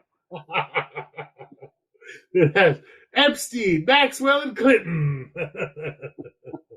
What will be up to next? Right. Going to a playground near you. Fuck. Right? Fuck, man. And that shit, the amount of the sex trafficking in all reality is kind of just atrocious. Hey, leave P-diddy alone. What did he ever do to you? Wait, did Puff Doodlick what did he do now? What? Didn't he you're not serious. What do you? Okay, I can only. He's the guy with the African American guy with the mirrored sunglasses, right? Like he's always like wearing mirrored sunglasses. Yeah, is that enough? He just got raided. He's like Epstein. He's got videos. He's got videos of all the rappers, all the fucking bigwigs of fucking movies and music. Everybody. He used to have parties, bringing them over there. He's got comedians talking about how they were fucking drugging kids and they were fingering kids, and then they had to fucking blow kids that fell asleep to get them hard so they could ride them. I mean, it's fucking. Are you dude, fucking kidding me? dude, Why the hell are these fucking people? Why do people worship these idiots in Hollywood? Right. Like, that's a terrible fucking person. Fuck, man. Yeah, like, but the thing is now I'm a horrible person, but nobody worships me. Why can't I get the same love? Yeah, Is it just because I don't look good in mirrored sunglasses? It's because you're not a showman. It's been like a couple weeks, and the thing is they got a. I don't know how to say this. I mean, everybody that's like the Epstein, everybody that went over to the island, I don't know if everybody that went to the island's a fucking pedophile or whatever. It's gotta be, dude. It's like you. What are you gonna do there? Go play golf? Like, I mean, I don't know, of an island, dude. But you never know. Dude, if I got invited to go to a fucking island and have a fucking party and blow lines all day, I'm there. I'm just saying, if it's a party, you can have a party. Okay, so you just think that the fucking party is staffed by Oompa Loompas? They're just a whole bunch of like 3-foot fucking tall people running around. They just look really young because they're dwarves. They're not because they're fucking children. That's not what I'm saying. What I'm saying is, some of the people might have gone to the island that go to a party, and then when they get there, they see what's going on. You guys are making shotgun beers. Just since this conversation started, I've had four. And then you've got two types of people. You got the one person that's freaked out, and they go sit in a corner in a fucking fetal position. And then you got the second person, they're like, oh, this could be fun. I'm just saying, you never know. Am I Jim Carrey? Am I Jim Carrey, or am Lex Luthor dude? What's his name? The Fondler. What's his name? The Fondler? Yeah, you gotta be way more specific than that these days. He's the one. He's the one. No, the one that played Lex Luthor in the fucking movies. The first Superman, watch your balls. The second set of Superman movies. I don't know. Shit! God damn it! Demonetized. No, isn't he the guy that used to go ahead and whenever he was at the shows, he was just instead of shaking hands, he put his hand out and grab your balls. Shut up! All right, somebody does that to Kevin me. Spacey. Kevin Spacey. Oh, yeah. So, okay, if Kevin Spacey grabbed my junk, I'm punching him in the face. If pretty much any man grabbed my junk, I wanted to punch a doctor in the face when I was getting physical for high school. Now I got a question: who would you be okay with grabbing your junk? Who's there? Chris Hemsworth. Did you guys ever get the doctor that like enjoyed the fucking high school physical? Okay, wait, hold on. I want to reamend this. I want the weird erection. The weird erection. Everybody just heard you say you want Chris Hemsworth to fucking grab your junk. You're starting to get some hair down there, young man. Chris Hemsworth gets to hold the left testicle, while the guy who plays what the hell is the guy that plays Aquaman gets to hold the right one. And then I want a picture of me just like arms around him and both of them fondling me. And then that's it. That's game over. I've reached peak fucking everything. At that point, you can die happy. Bucket list completed. Cigarettes and die in peace. Well, I mean, like, how would you beat that picture? I don't know. How about like Mariah Carey and Beyonce? Yeah, he'd suck in on one of my. Mariah Carey looks like an antelope. Have you looked at her? Looks like a fucking antelope. Oh, I don't even know. I just said the name out because they're part of the Diddy thing, and I was listening to that today. They're fucking kids too. I don't know. Yeah, there's.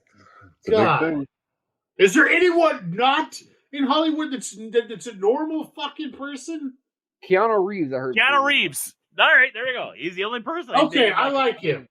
I like him. He was at my gun range not long ago. The one I go to every once in a while.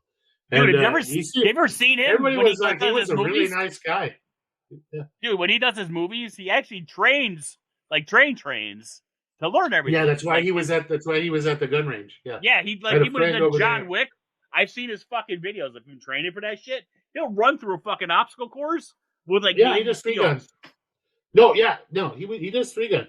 That's why he was at the fucking gun range with my buddy, is because he was learning more 3-gun shit. He was doing a tactical reload where he like toss up the fucking bullet and he catches it at the end too. So yeah, he was learning a bunch of cool shit from him, and he's like, that guy shoots. He's like, don't fuck around. He shoots. And I was like, oh, that's awesome. He's not like fucking faking it. And he's like, no, he shoots. He brings his own shit. I was like, awesome. I was like, fuck, I like him a lot more now. And I was like, so what's he like as a person? They're like, oh, he's really quiet. He's really nice. He's really respectful. He's very happy. He always has time to like meet people and shake their hand. Dude, he nice. Donates tons of money. He helps like kids all the fucking time, not in a fucking Kevin Spacey kind of way. But I mean, it's fucking and like when he goes to New York, he rides on the fucking subway. He doesn't take like fucking limos everywhere and shit. Well, how come we can't put people like that? Why can't those people be up on the fucking pedestal? Why do we got to take people like what's Sean, whatever his name is, P-diddy, that put their fucking dumbasses up there? Yeah, Puff Dragon, and like all these other goddamn people that are fucking kids. Why do these people get famous? Why do they get famous? First off, good question. Are they selling their fucking souls? There's got to be some evil demonic bullshit. It's like the crossroad. What's that one? What's the short dude's name? The black comedian. No. The short guy that was in the movies with The Rock and everything. Kevin Smith. Kevin Hart. Kevin Hart. Not Smith. That's a fat white shirt, fat white guy. Yeah, Silent Bob. He's like, yeah. I knew it was Kevin. But no. I didn't know where I was going with that Kevin Smith shit. Okay, well, it's Kevin Hart. Oh yeah, Kevin Hart.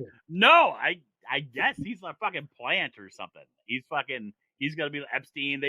He came to Vegas. He had his contracts and everything already. I don't know. It's weird.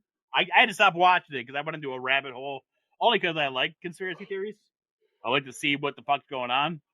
Well, I'm not happy about that all these people turn out to be bad guys. Like, right. What? Okay, who's the hell is... Okay, as a person who has a child, who is my kid supposed to fucking look up to, right? Like, because kids look... I mean, other than me, because I'm fucking super awesome. Terrence McKenna. But, like... yes! Deadpool. Alistair Crowley, you know? You know what I mean? Like, my kid, like watches movies and shows and stuff and thinks those people are pretty fucking cool on them. And right now, she doesn't separate out that, hey... that person isn't actually Moana, you know, or that person is not actually so and so. But like eventually, she's going to figure out. Is Moana a cartoon? No, it's a person now. And is it? They made a live action version. So they did. The Rock played fucking anything with people of color is going to have live action nowadays. Just a given. Yeah, so it's like, but like, who are the young people supposed to idolize? Because all the fucking idols turn out to be somebody that would anybody that you put on a fucking pedestal and you give them enough fucking power, their heads can get too big and they're gonna get bored and they're gonna find shit to keep themselves amused. So I don't think you idolize anybody, to be honest with you. I promise if you put me on a pedestal, I would only enact everything that I've talked about on this channel so far, because I've given a lot of thought. If you guys ever put me on a pedestal, I am guaranteed to let you down. Just so you know, right? I will not let you down, but there's going to be some changes if I was the emperor. If you put me on a pedestal, you know what you're getting. You know what you're getting. You will not ever find me. You should have listened. No rape. You should have listened closely to the podcast, because like you're going to own some people that squatted in your house, and there's going to be some changes. Welfare's gone. Like a whole bunch. Like there's some big changes coming, but none of them involve. There's gonna be a drug test for food stamps. I think if you do a fucking drug test for food stamps, that at that point in time, everything's good. There you go. You know what? If hair follicles, I'm gonna say there's gonna be a lot of fucking bald bitches in fucking Buffalo. Fucking buy stock in there. Yep. Like everyone's gonna have fucking cancer. I have alopecia. It's alopecia. It's one of my biggest nightmares. Hair follicle testing. I'd be so. Oh my god. I mean, No, I'd be fine. Dude, I don't. They don't even test. They don't even test for your favorite drugs, buddy. The test for your careful. The tests for your favorite drugs are expensive as fuck. If they're paying $5,000 to test you for the fucking drugs that don't come on the standard fucking test, even the hair follicle test, you fucked up enough that you're already facing jail time. Like, people always like, hey, do you do drugs? I say, fuck no, I don't do drugs, and I mumble in my breath that they can test for. Yeah, or that they want to test for. Everybody's like, oh man, the test for shrooms is like, the test for shrooms is $2,500. Let them. If they want to test you for fucking shrooms, let them. And they got to catch you. Probably more than they're fucking paying anyway. Like, is it really worth it? No. Isn't the test? Doesn't that require spinal fluid? No. That would be the most accurate cocaine test. Spinal fluid and hair follicle are the two most accurate, but they're also more expensive. But shrooms, to do a standard blood or urine test for them, they have to be a specific test, and it has to be within 3 to 5 days of consumption for them to even test for it. And even then, the antigens and stuff they need to test for it, like the reaction stuff, is expensive. DMT is like even fucking harder to trace. It's not a high volume thing. The higher the volume stuff is, the cheaper it gets, right? So it's not highly in demand. So the price is $2,500 for the fucking test. That's what they're how you can't really test for DMT? I mean, you can. Don't take it the wrong way. You can test for DMT, but isn't it already in your body? Yes. A certain amount. So they have to test for elevated levels of it. Right. But at the same time, they're testing for the elevated levels. They have to do a baseline, so they need a full hormone panel. And at the same time, to be able to see if maybe you have a pituitary hormone, like a pituitary tumor or something else that's causing the problems. So maybe I ate a DMT bagel for breakfast. You don't know. No, because of that, you're looking at $7,500 or so cost to whatever business is trying to test you for DMT. It's just not going to happen. Like everybody that pops positive for cocaine, it's because they did cocaine last 24 hours. The test is really not that fucking sensitive for cocaine. It requires about 24 that you have to have done cocaine in about 24 hours to be pop positive for it. And if you're that fucked up where you can't go a day or two without doing some lines before your drug test to get a job, I don't know what to tell you. You know, you might have a fucking problem. But there's ways. But listen, there are ways around it. All you got to do is drink a lot of water, take a piss, then drink tons of water with tons of vitamins. All right, but don't piss after that, because all your piss is going to be fucking water in the system, and nothing's going to be coming out of your fucking system. It's going to be basically water, and it's going to be colored and temperatured correctly for the piss test. You're welcome. You want to do specifically vitamin B12 and B6, which will make your pee kind of that golden color. So, yeah. Science! Doing motherfucking science things! Right. All right, I told you I fucking like shotgun the shit load of beer. While you guys were talking about the whole everybody's a kid diddler, I was like, fuck him! And him too. God damn it, is it him? Is there any good people? And I just like, yeah. The fucked up thing is that the people you think are all right, you find out that they're the ones that are fucking, they've been to Epstein's Island like 30 fucking times and fucking, Bill Cosby's selling pudding pops, and next thing you know, he's fucking everything. Oh my God. Right. Well, I mean, I could have, hindsight's 20/20, but as an adult, and nowadays, I can look at fucking, like Bill Cosby and go, yeah, he's kind of the person that I would have picked on the street of going, he looks like he's got somebody in his basement. Because like when he got picked up, have you seen pictures of him? He was creepy looking. Back in the day, he wasn't always creepy looking. He was always creepy. Yeah, but back in the day, he was an articulate African American man that smiled, and that's why he was famous. Oh, it wasn't a comedy. It wasn't scary. It wasn't scary. No, but that was the entire push, was that he just wasn't scary.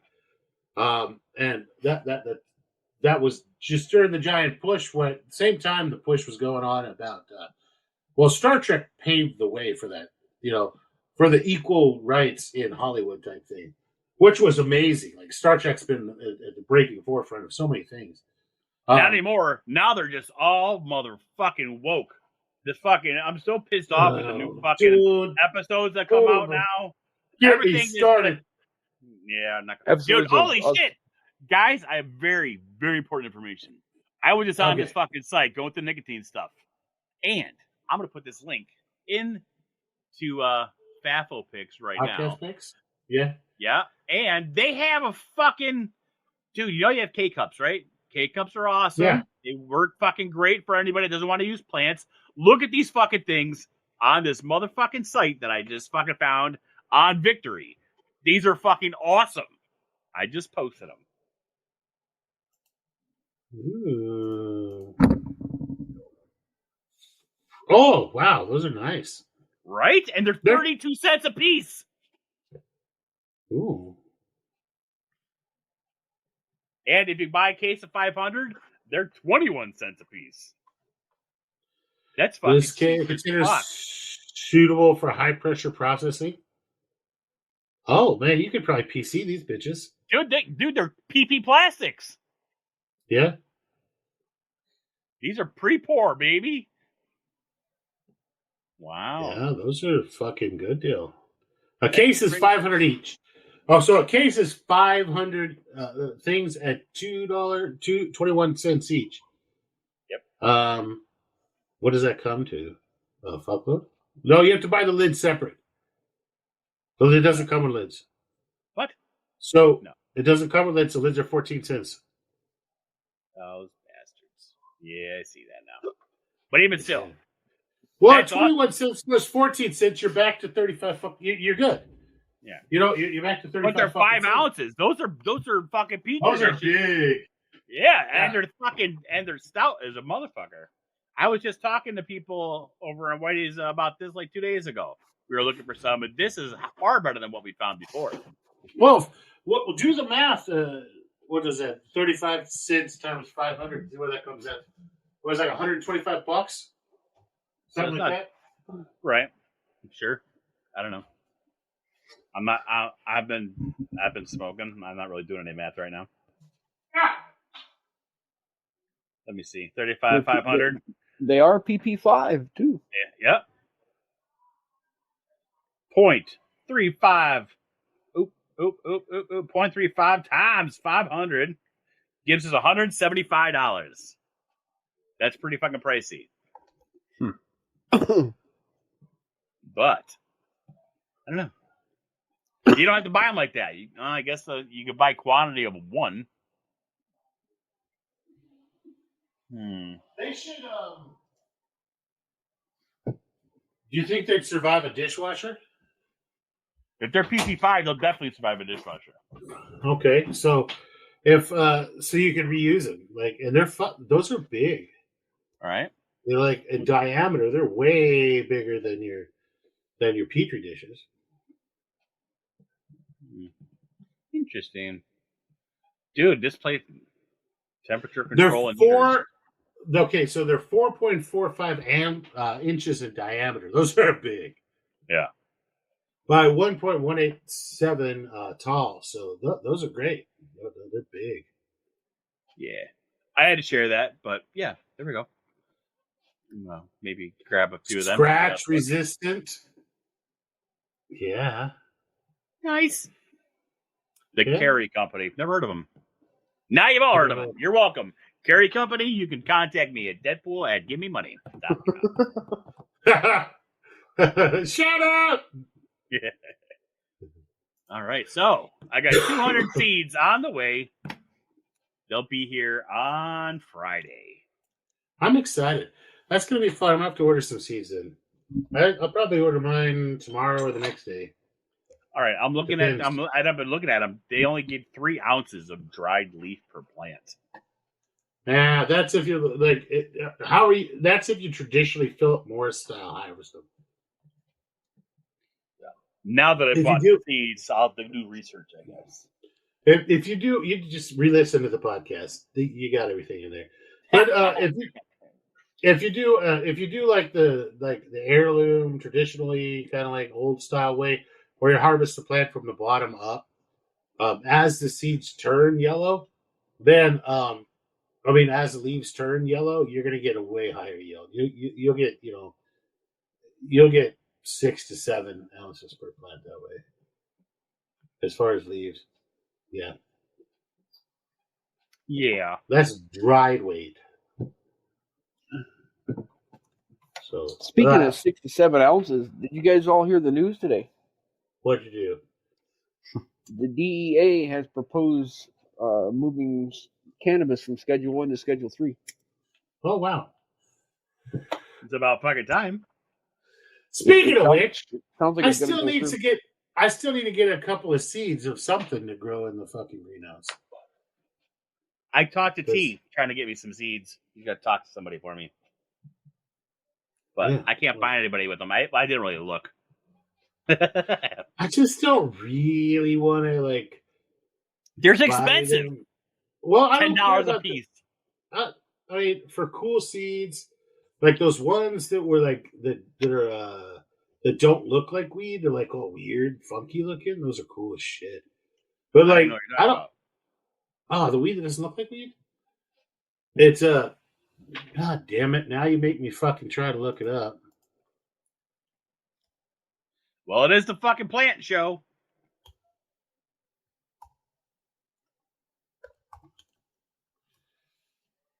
The Seedsman has them. Semen?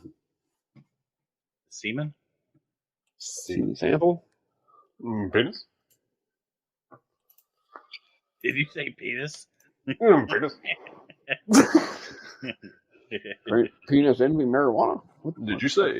Oh, that's what I meant to ask earlier. Has anybody ever tried to hybrid fucking marijuana and tobacco? Try to cross them. They are not at all the same, but you can take. Okay, you remember that whole like tobacco thing that went around for a while? No. Yeah, because they're both. Oh, you mean the hamburger French fries and ketchup plant? What? Yeah, you could make like a tobacco. Yeah, because they come from the same family. Yep, you can do that. Yeah, it has to be in the same family, otherwise it is not compatible. I talked to a.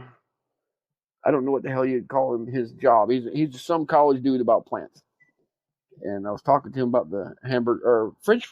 What do they call it? French fry and ketchup plant, where it's tomatoes and potatoes on one. The roots. Yeah, potatoes and tomatoes. Yeah, you can grow potatoes on the bottom, tomatoes on top. He said it's gimmicky and cute, but you actually get reduced yields on both because there's so much energy going into both ends. Well, you're getting two kinds. So are you getting half each? Or reduce even more? I don't know the exact amount, but he said you have significantly reduced yields doing it that way. But they're cute, thinking about growing French fries and ketchup or tomatoes on the same plant. Sure. Who was it that sent me that damn link? That it was. I saw the link, but I don't remember. It was in FAFO, I believe. Cool. Yeah. I'm trying to look for it, and it looks like they've either left or... Some people have like apps that automatically delete their Discord after a certain amount of time. Oh. Yeah. Because it was safe and shit. It was really pretty cool. Like it was a weed that doesn't look like weed. It's called lace or... Was it in the gardening section? I looked. Oh. I remember seeing it. I just don't remember where.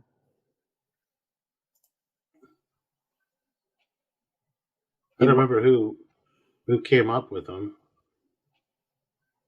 Is it just a fucking mutagen? No, yeah, it's a mutant that does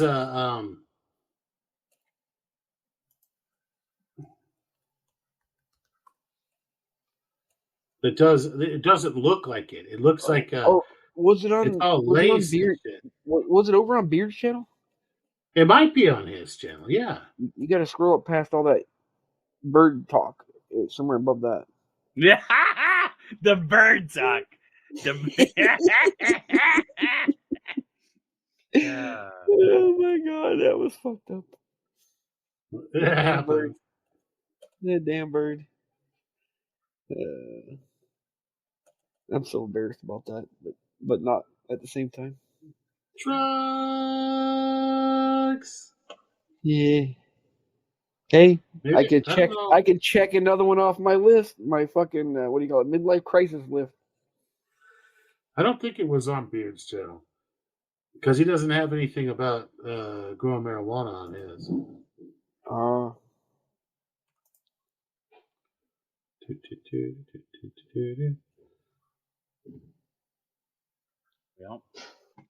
this is about 30 seconds. Shit. Dead air. Well, whoever shared that with us. Well, I'm trying to whoever shared it with us. I want to see it. I want to see it again because that was really pretty fucking cool. Okay, so I wouldn't even know where to go to figure out which one it is. I don't know why I've got to carry anything. Why can't you guys fucking talk? I'm carrying. I'm talking. This is a tobacco show. Yeah. I don't know. It was a tobacco show, but now we're not on tobacco anymore. You guys want to talk? You guys want to talk about mushrooms? We're talking about mushrooms. What do you want to talk about, my boy? No, hey, I got some news for mushrooms. Yeah. Okay, go. Guess who showed me pictures of a successful Enigma grow? Your daughter. Who? You'll never guess. Your favorite people. BD? Yes. Oh, God damn it. He successfully cultivated Enigma. I'm so proud. Wait a second. Every time I gotta look at this picture, and then I gotta check it with other servers. Right? Okay, it's called Freak Show. Wait a minute. I was fucked up at the time. I'm pretty sure he didn't. It might have been in my head. I was highly not myself at the time when I was talking to them. So I got putting a link in there. Out. Me? No, not you. Oh, Farrell. Holy shit! I'm looking at it. Why can't you put a link in there so we can all look at it? I'm getting there. I'm trying to get to where it's 4 fucking clicks. No, click, you had to click. I had to click through so much other bullshit. Click, Here. Click. I had to click through so much bullshit. All right, so it's in the podcast picks. It's High Elevation Genetics. It's their Freak Show cannabis. I see it. Oh, there's so many clicky clicks I have to do to look at it. No, because I did the clicks for you. Whoa. This is Freak Show. This is the one that they were talking about. What do you mean it doesn't look like fucking marijuana? Well, it looks exactly like it. Look at Freak Show. It doesn't look like marijuana. Genetics. Freak Show.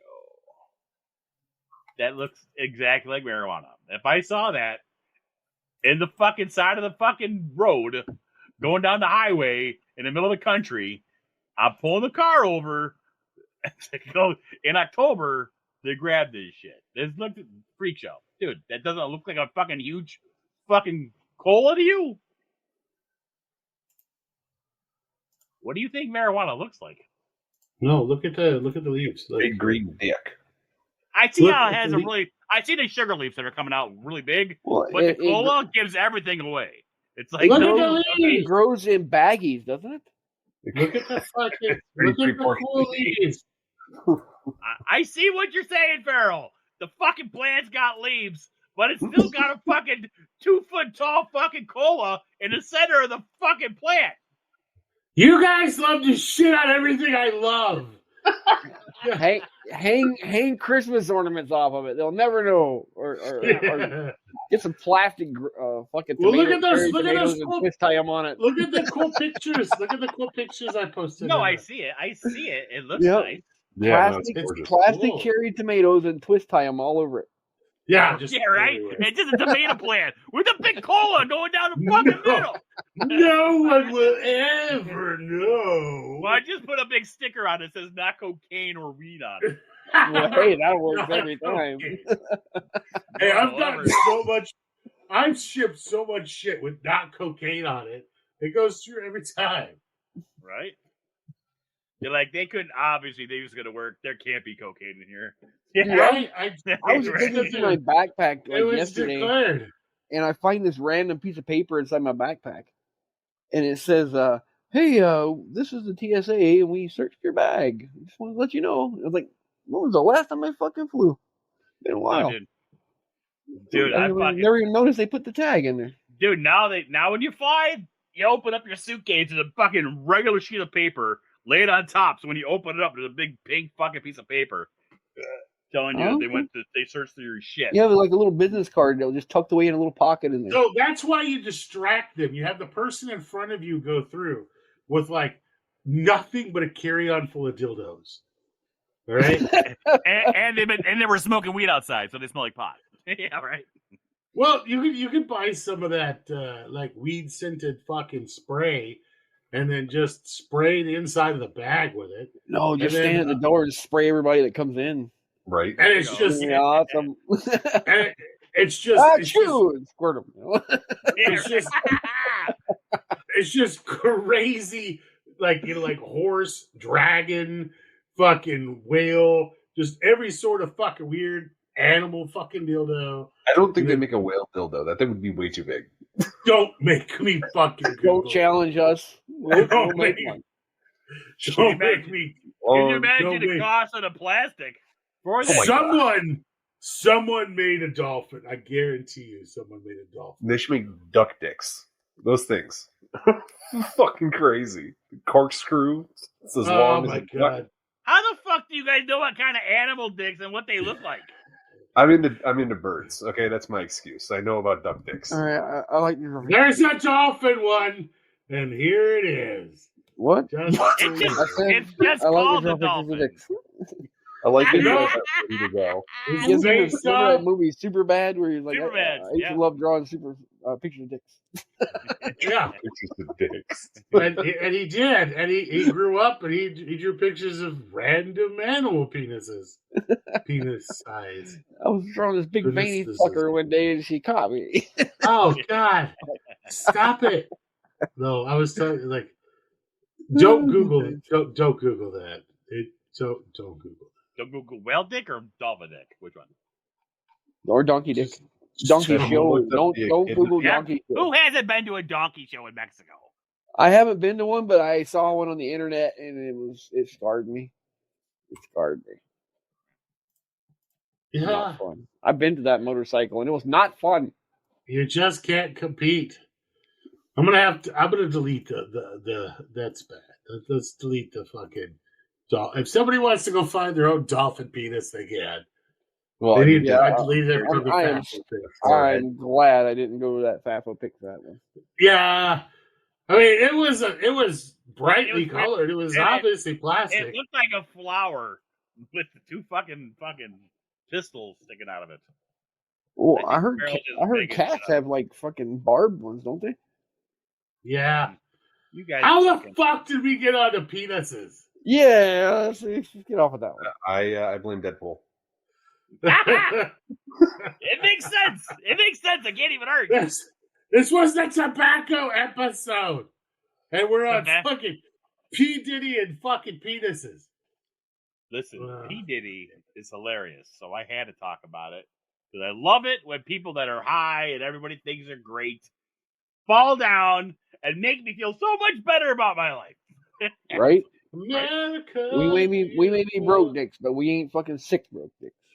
Well, not super sick. Right. Well, I mean, define sick. Like, don't get crazy. I'm not currently diseased. Yeah.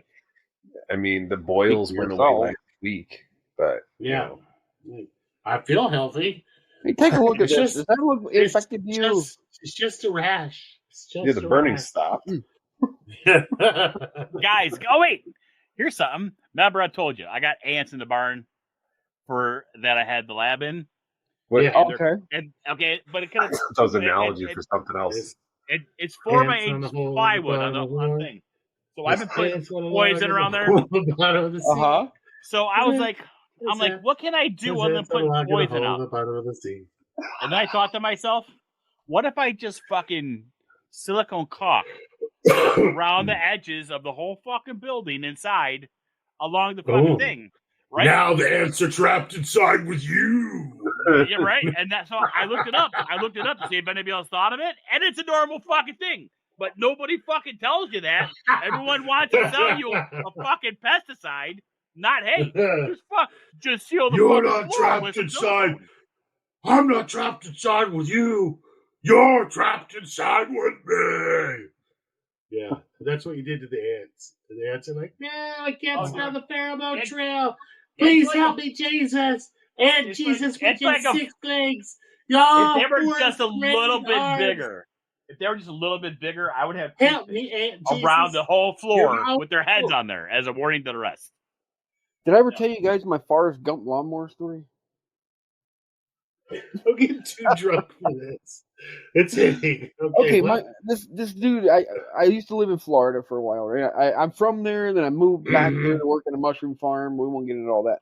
But this dude gave me this old Forrest Gump lawnmower, and I got it going, and I decided on the weekend I was gonna start it. But the old Forrest Gump riders, you had to get on the back and fucking pull start it. It's called a snapper. Yeah, but I got on the back of this thing and I'm pull starting it. I had my hand on the motor to brace, and I pulled, and I looked, and there's a freaking scorpion an inch away from my finger. It's an origin story. Did I mention that I'm deathly fucking allergic to scorpions? It's an origin story. Like this is how you become a Stay Puft Marshmallow Man. I'm more allergic to scorpions than like people who are allergic to bees are allergic to them. I mean, when I was a kid, I got stung, and I was in a hospital for like 2 months. But anyway, so the scorpion on this lawnmower, like, what the fuck? So I go and I buy this shit Home Defense Max, or I don't know what the hell it was. You spray it on the outside of your house. Stuff. Yeah, that's good stuff. And I sprayed it all around my house and every fucking where in my yard, on the outside. A couple days later, I'm walking through the living room and I see this little fucking guitar sticker on the floor. Like, fucking kids put stickers on the goddamn floor, and I reached down to grab it, and it was a scorpion that I grabbed. Well, yeah, because the poison outside made him come inside. But he was dead, thank God. Okay, back to pests coming in. Okay. That's where that Deadpool made me think of that with his ants. Sorry. Most people aren't definitely allergic to scorpions. It's just me. I didn't even know it was a thing, to be honest with you. But I guess it makes sense. You can be allergic to anything. I am allergic to, I guess, pedophiles. It makes me want to. I break out in handcuffs. But it makes me break out in fucking rage. Yeah, I break out in handcuffs around them, covered in their blood. What? It happens. It happens. Yeah. I'm actually allergic to a lot of weird shit. I'm allergic to metal. I'm allergic to fucking metal. Who the fuck's allergic to metal? What kind of metal? Like metal in nickel. General? Oh, nickel. Nickel's not an uncommon allergy. It's for like men. 2.9% of the people are allergic to nickel. Yeah, I have to wear like plastic fucking belt buckles and everything. My wedding ring is made out of glass. It's bad. I got a belt for you. I fucking love my goddamn. Oh, I got a great belt. I love my new belt. Yeah, it's a tactical one I got, but it's plastic buckle. Oh, this was a stainless steel. But it's I'm so allergic to even stainless steel breaks me out because it has nickel in it. I'm like extreme. Sorry. Huh. I can't even wear gold. I have to wear 24 karat gold if I wear anything gold. Because anything less than that will cause me to break out. All right, so in the zombie apocalypse, you're going to be in charge of testing the metals brought in. We're just going to rub them on parts of your skin. If it creates welts, straight to the zombies. Oh, you guys would laugh. When I first got this allergy, it came on in midlife. I thought I had a fucking VD. My whole belly was just nasty. Like, what the fuck? That Prince Albert really didn't pay off. Yeah, nothing was fucking fixing it, and I got a new job, and all of a sudden I cleared up. I'm like, what the fuck? So I didn't think about it. Then I moved to a different job, and I got this rash came back. Couldn't find out the job I had to wear a uniform with a tucked in shirt every day, and it was protecting me from my belt buckle. And yeah, that's how I finally found out I was allergic to metal. And it just got worse and worse over the years. I'm not 100% sure I'm going to be like speaking English by the end of this one. It sounds that way. I hear a lot of... Yeah. I've been hearing the cork pops a lot. Well, y'all got me pissed off, and now I'm power drinking because I'm mad. Listen, it's still marijuana. It looks like marijuana. I understand that. But it's got a cola down the middle of the fucking plant. Not that. The whole pedophile thing pisses me off. Yeah, I honestly have not even looked that up because I know it'll just make me angry.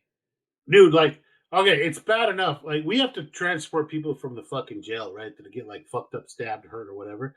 The jail people know not to hand me the docket, right? Like, I'm like, dude, I don't want to know. I don't want to know what they're in here for. Don't even give me that. Just give me their like what's called a face sheet. It just has like their name, their social, their birthday, shit like that on there, and a picture of them. It's like basically an ID. I don't want to fucking know what they're fucking in here for because I'll get angry. I'll be like, what the fuck were you? I'll dab them the whole goddamn ride, and it's like I don't want to know. I don't want it to affect my care. Right. And I know that it will if I know. Right. Because, like, subconsciously, you're going to forget to give them the fucking. No, I won't forget to give them anything. I'll just make them feel terrible about themselves the entire time, which is not good medicine. Right. And so I try. Some people should feel terrible about themselves, though. Well, the whole P-diddy thing wasn't about kids. I mean, they're involved. But the P-diddy thing is we're talking about the rappers. Like, all the new rappers that are coming out. The men. The gangster men. They're fucking, I'm the fucking pimp daddy. P-diddy's all fucking them in the ass and making them blow them in the back room to get contracts. All these people. All right? So, I don't remember hearing a lot about the kids. I mean, there were younger people. That's pretty fucking sketch. Why does he go in prison rules? I don't want to. Fuck him. Don't know. Pisses me off. So, I mean, don't get me wrong. I mean, they're both fucked up, but I think. Does anyone have anything nice to say? Let's hear this shit on a fucking nice. Oh, you're gonna get me. He always catches off guard. We're all pissed off in the world, and you're like, "Hey, say something nice, fucker." Well, I mean, come on. Why I just this entire podcast was. We made it to like 96 minutes of great information, and everybody was learning stuff. People were taking notes, and then it just took a goddamn left turn. We can't have a complete episode with no fuckery. Come on, man. Yeah. And why else would you have me on here? Right? All right.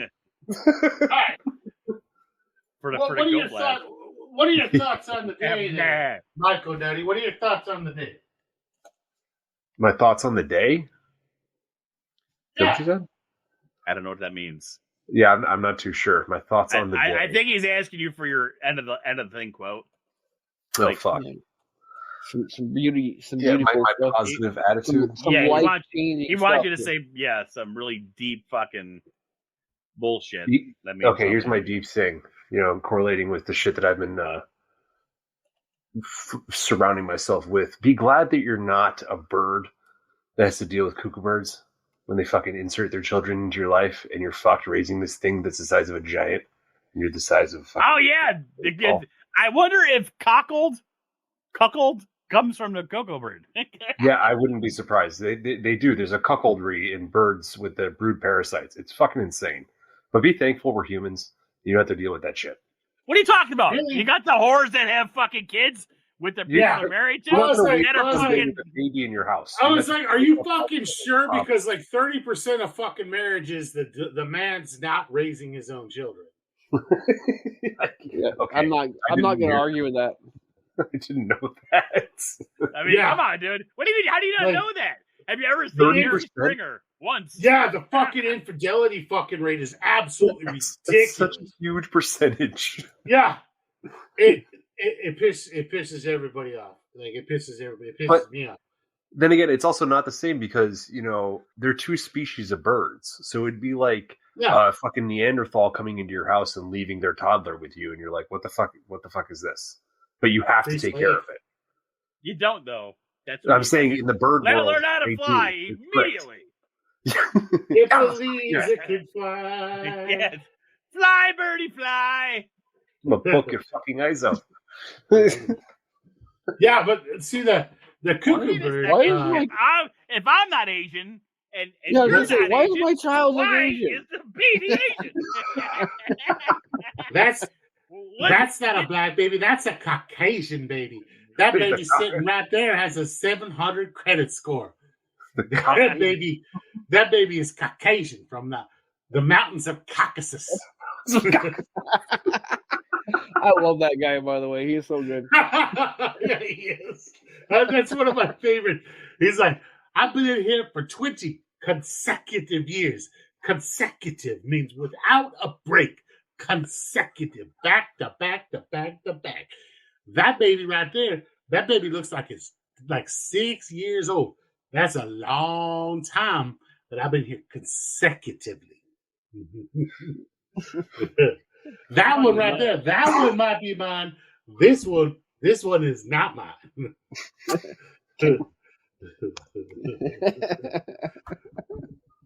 If anybody's not familiar with the mountains of Caucasus. Yeah. I fucking love that dude. What comedian is that? I don't know his name. He's on YouTube though. He's a real skinny guy. Oh god! Is it the short, skinny black dude? Cat Got Williams. long stringy hair. Cat Williams.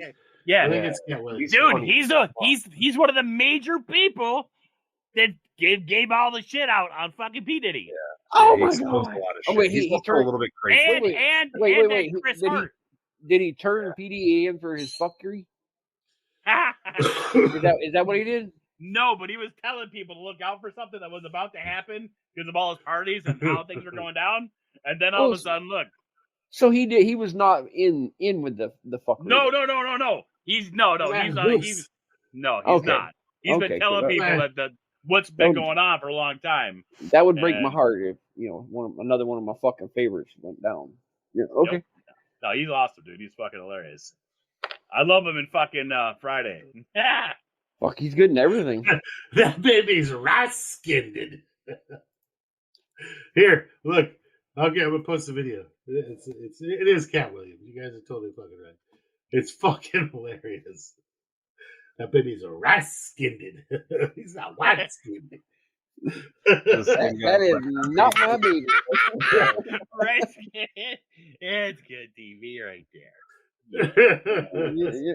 Or what the fuck was that movie with Jim Carrey? That was it Me, Myself, and Eileen? Right. Yeah. Yeah. You ever notice your kids can't have a year-round pet? What are you getting at? You're fuck Christ's sake, their dicks are bigger than sausage you're cooking. Fuck. Oh, fuck. Yeah. Oh man. Good. But definitely make sure that when your wife shits out a baby, before you sign anything, before you sign you don't have to sign anything. If she puts your name on the birth certificate, at least fucked. in New York, you're already fucked. You're already everywhere. a daddy. It's have like to that pay. everywhere. Okay. Then just get an in vitro fucking paternity test. Dude, it doesn't matter. If you buy that kid one sack of fucking Pampers and they can prove it, you're the fucking dad forever. No, in vitro. Why she's still knocked the fuck up? Yeah, you could do that. But...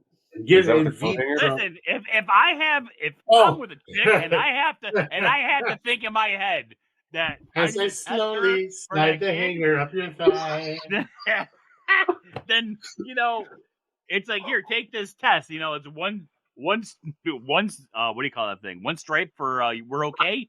2 stripes, you're going down the stairs. With the. I got nothing against ladies and stuff, but the law is a peculiar thing. Yeah. Like my first child, I was 17 years old when that child was conceived, and the girl was 18. I still got child support. It's Stephen Lynch. That's statutory. Yeah.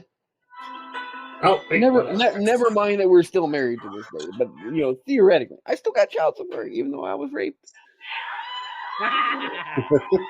Stephen Lynch for the ladies. Save those blues. I kissed you on the cheek. Good night, my love, I'd say. You turned to me and smiled. A baby's on the way. And then you drift asleep. And yes, I do have child support, boys. And I lie wondering just what I should do. Here, penis. I could kick you in the stomach and catch you unawares. I swear to God, you accidentally fell down the stairs. I would look you in the eye. I slowly slide the hanger up your thigh. What song is this? I've never heard this before. That's a new one. It's I can't believe you guys didn't know that one. It's I have Stephen never heard Lynch that one. for the ladies.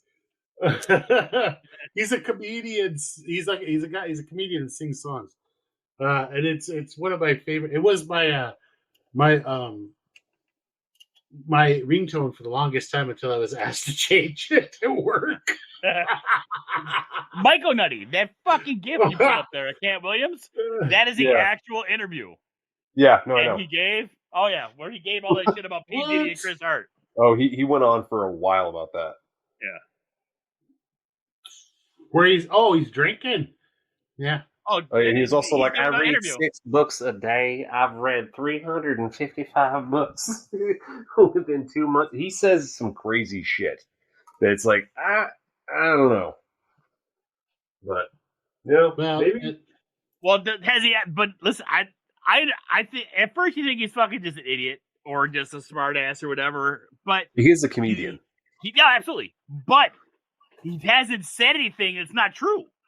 No, yeah, that's true. Yeah, the facts he was pulling out. The facts always come out, whether it's 3 months or 6 months down the line. He's always like, I've got receipts. He's like, he's like, I was there, I got a selfie.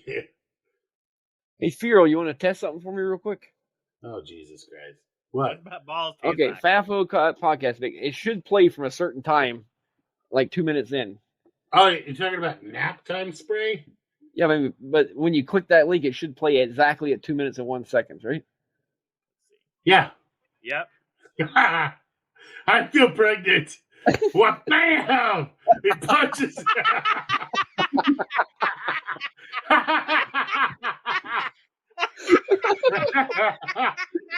Thanks, nap time spray. I feel pregnant.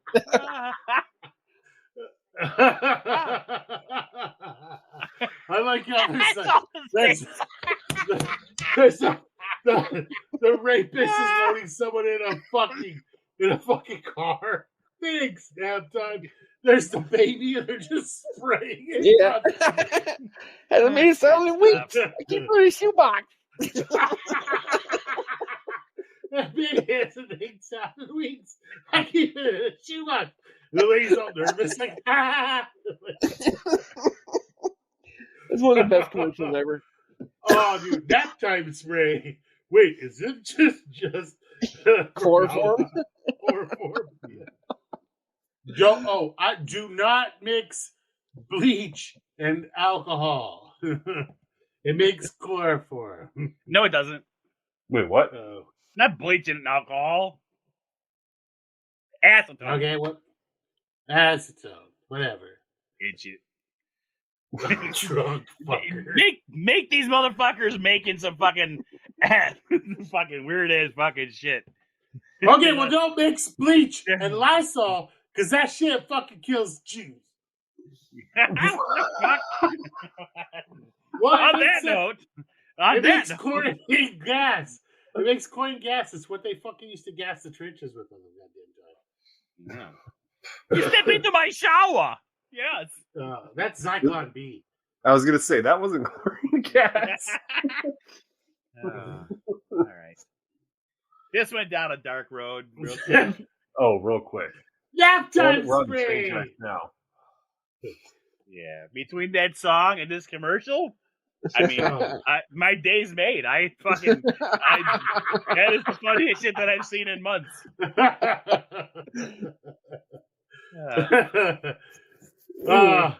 I love how he just casually goes back to flipping channels. Yeah, right? Yeah, problem solved. That's what I do. I would drunk me would like to say something. Stop letting the fucking Nazis win. Jesus fuck. Stop. Do these asshole fucking kids know what they're protesting? Right? I don't think it's that. I think they're just so fucking stupid. They're okay. They're jumping on a bandwagon. They have to pick a bandwagon. That's to be part of the crowd. That's exactly what fucking the Nazis did. Is they started with the liberals in fucking college and school, the higher educated fucking liberals, and they got all the little liberal kids in fucking line and told them, "Hey, the Jews are the bad guys." And they went, "Yeah, you know what? That's the reason I can't get a job with my underwater basket weaving degree. Fuck them! Oh my god, they run everything." Ugh. And then they got mad at them, and they went out and started fucking protesting and taking over college campuses, and then they started burning fucking books because they were like, "Oh, they're written by all the Jews." And then they fucking went ape shit from fucking there. We're on literally step by fucking step. We're on step fucking 3 right now of Nazism. And those stupid fucking assholes, all these goddamn hippie liberal fucking piece of shit fucking kids that are right now like taking over Colombia. And the reason that people in fucking New York City can't go outside right now, all those little shitbags they don't understand fucking history. Maybe they don't fucking read it or anything. Well, you know what they say. If you don't understand history, you're bound to repeat it. They're literally on step 3 of 9. Right. Like, all right. Next thing you know, they're going to be... The only way to fix the problem is to fix their parents if you go back in time.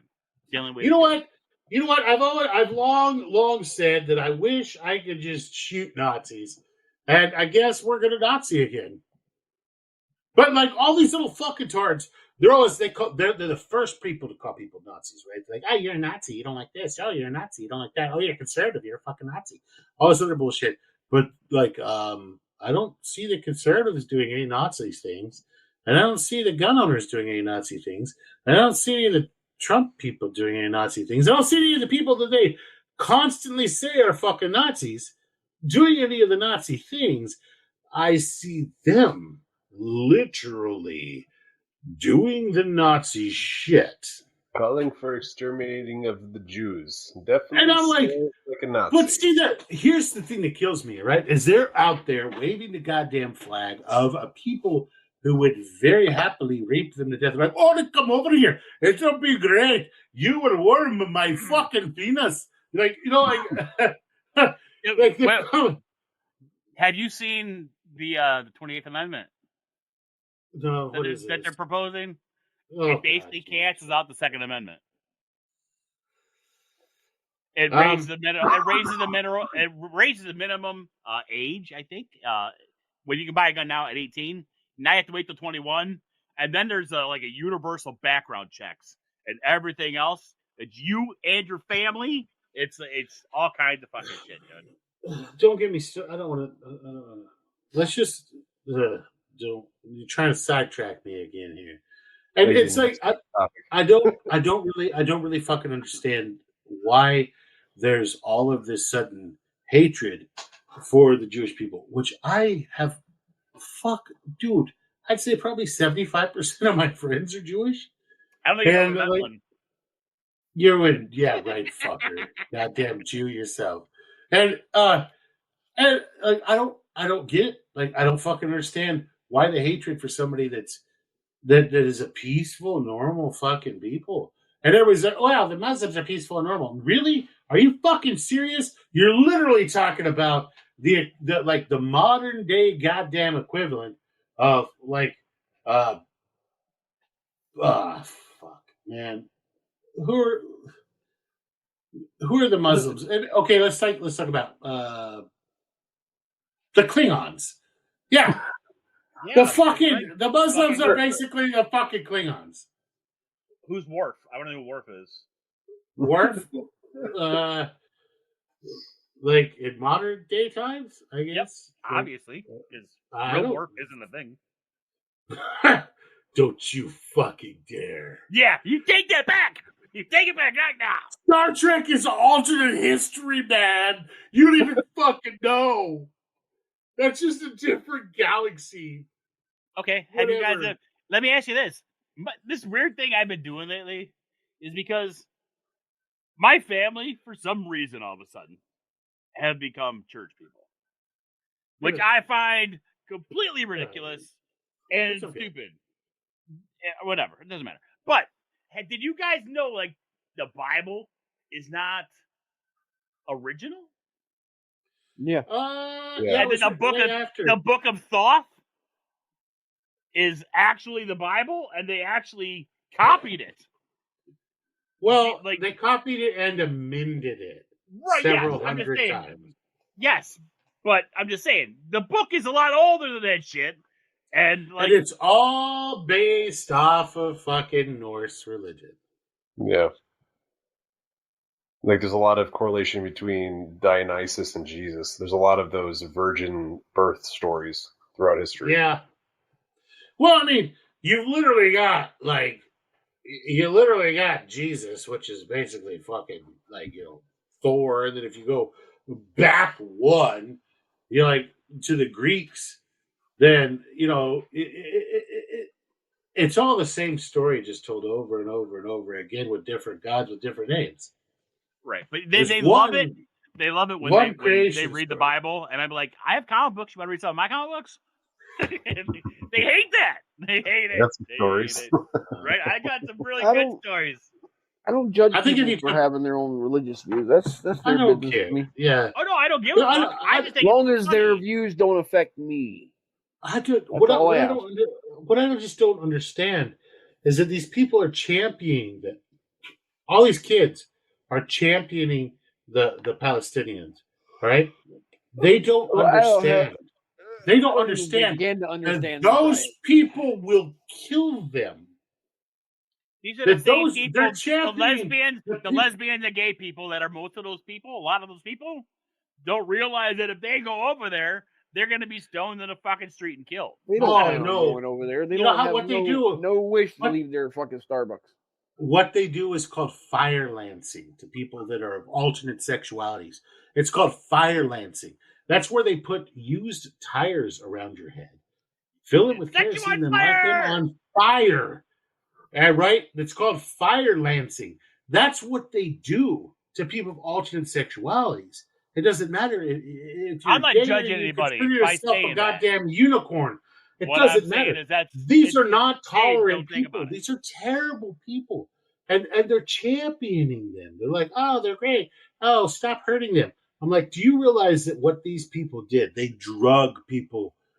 Like, they captured Jews that are in their home, old ladies and women and men. They captured them inside their fucking homes. Because what happened is when the attack started, they called all the warrior class, right? Like all the people that were still in the military or just recently in the military. They called them to the base to defend the base and defend the border. They didn't realize they were already in and attacking from the other fucking side. So they attacked a bunch of unarmed civilians. And they grabbed them and they drugged them to the fucking street. And they raped all these women to fucking death. And yeah, at the same time, they're just like, oh yeah, whatever. Like, these are totally great people. We totally fucking love them. They're super, super fucking awesome. And I'm like, they're not. Like, here's a video. Here's a picture. Okay. That young lady was raped to death in her fucking house and then drug around with just electrical cord on the back of a freaking motorcycle, a bunch of Palestinians. That is a nice Jewish lady right there. And it's like, okay, those are the people that they're championing. And they don't understand that those people, they're thinking, oh, they're downtrodden. Oh, they're getting their ass kicked. Yes, they're getting their ass kicked because they're goddamn fucking piece of shit cavemen who decided to attack a first world country. Of course you're going to get your fucking ass kicked. Thank you for deleting that. Yes. And But and then now it's like, but they're championing people that will literally do the same thing to them if given the opportunity. These kids are protesting in support of people that would happily kill them. I know. Let nature take its course. I mean, unfortunately, we're gonna be at war eventually here soon. So it's like, you know what? It kills me. It's like this is literally the fucking Nazis again. It's literally the fucking Nazis. There's an easy way to stop all these protests. Easy way. Just start deporting all the protesters to Islamic countries. Right. That would take problem solved. 4 fucking minutes. Once they see what happens when they get off the fucking boat or the fucking plane, before they even make it to the hotel, they're gonna put them up in first class, of course. The fucking tire fires are gonna be out of control. Well, like the protest didn't last very long in Texas because they went, guess what? If you're gonna sit here and you're gonna fucking protest, you're getting kicked out of college. And they went, oh my God, the gravy train, and then all my student loans are due, and then my daddy's not going to pay for college anymore. Oh fuck! And then they all stopped. And then Colombia tried to do that, and I guess that's why there's riots tonight. Is Colombia went, hey, we're going to cut off your student loans, like your aid. Well, the normal people are starting to fight back, which is what we need to do. All right? Yes. With common fucking sense, like the people that sit there along the fucking road, stopping you from going to work. Or stopping you from fucking traveling. They got people now that fucking get out of the car, push them, and drag them out of the fucking way, and then they get back in the car. They just drive right through the motherfuckers. And I got news for you. If I was in a car and I got up there and I had to get to work, I would sit there and blast my horn and go slowly right through them. I wouldn't stop. But the next day, when I came back, I would have bear spray in the front of my fucking car connected to a fucking button.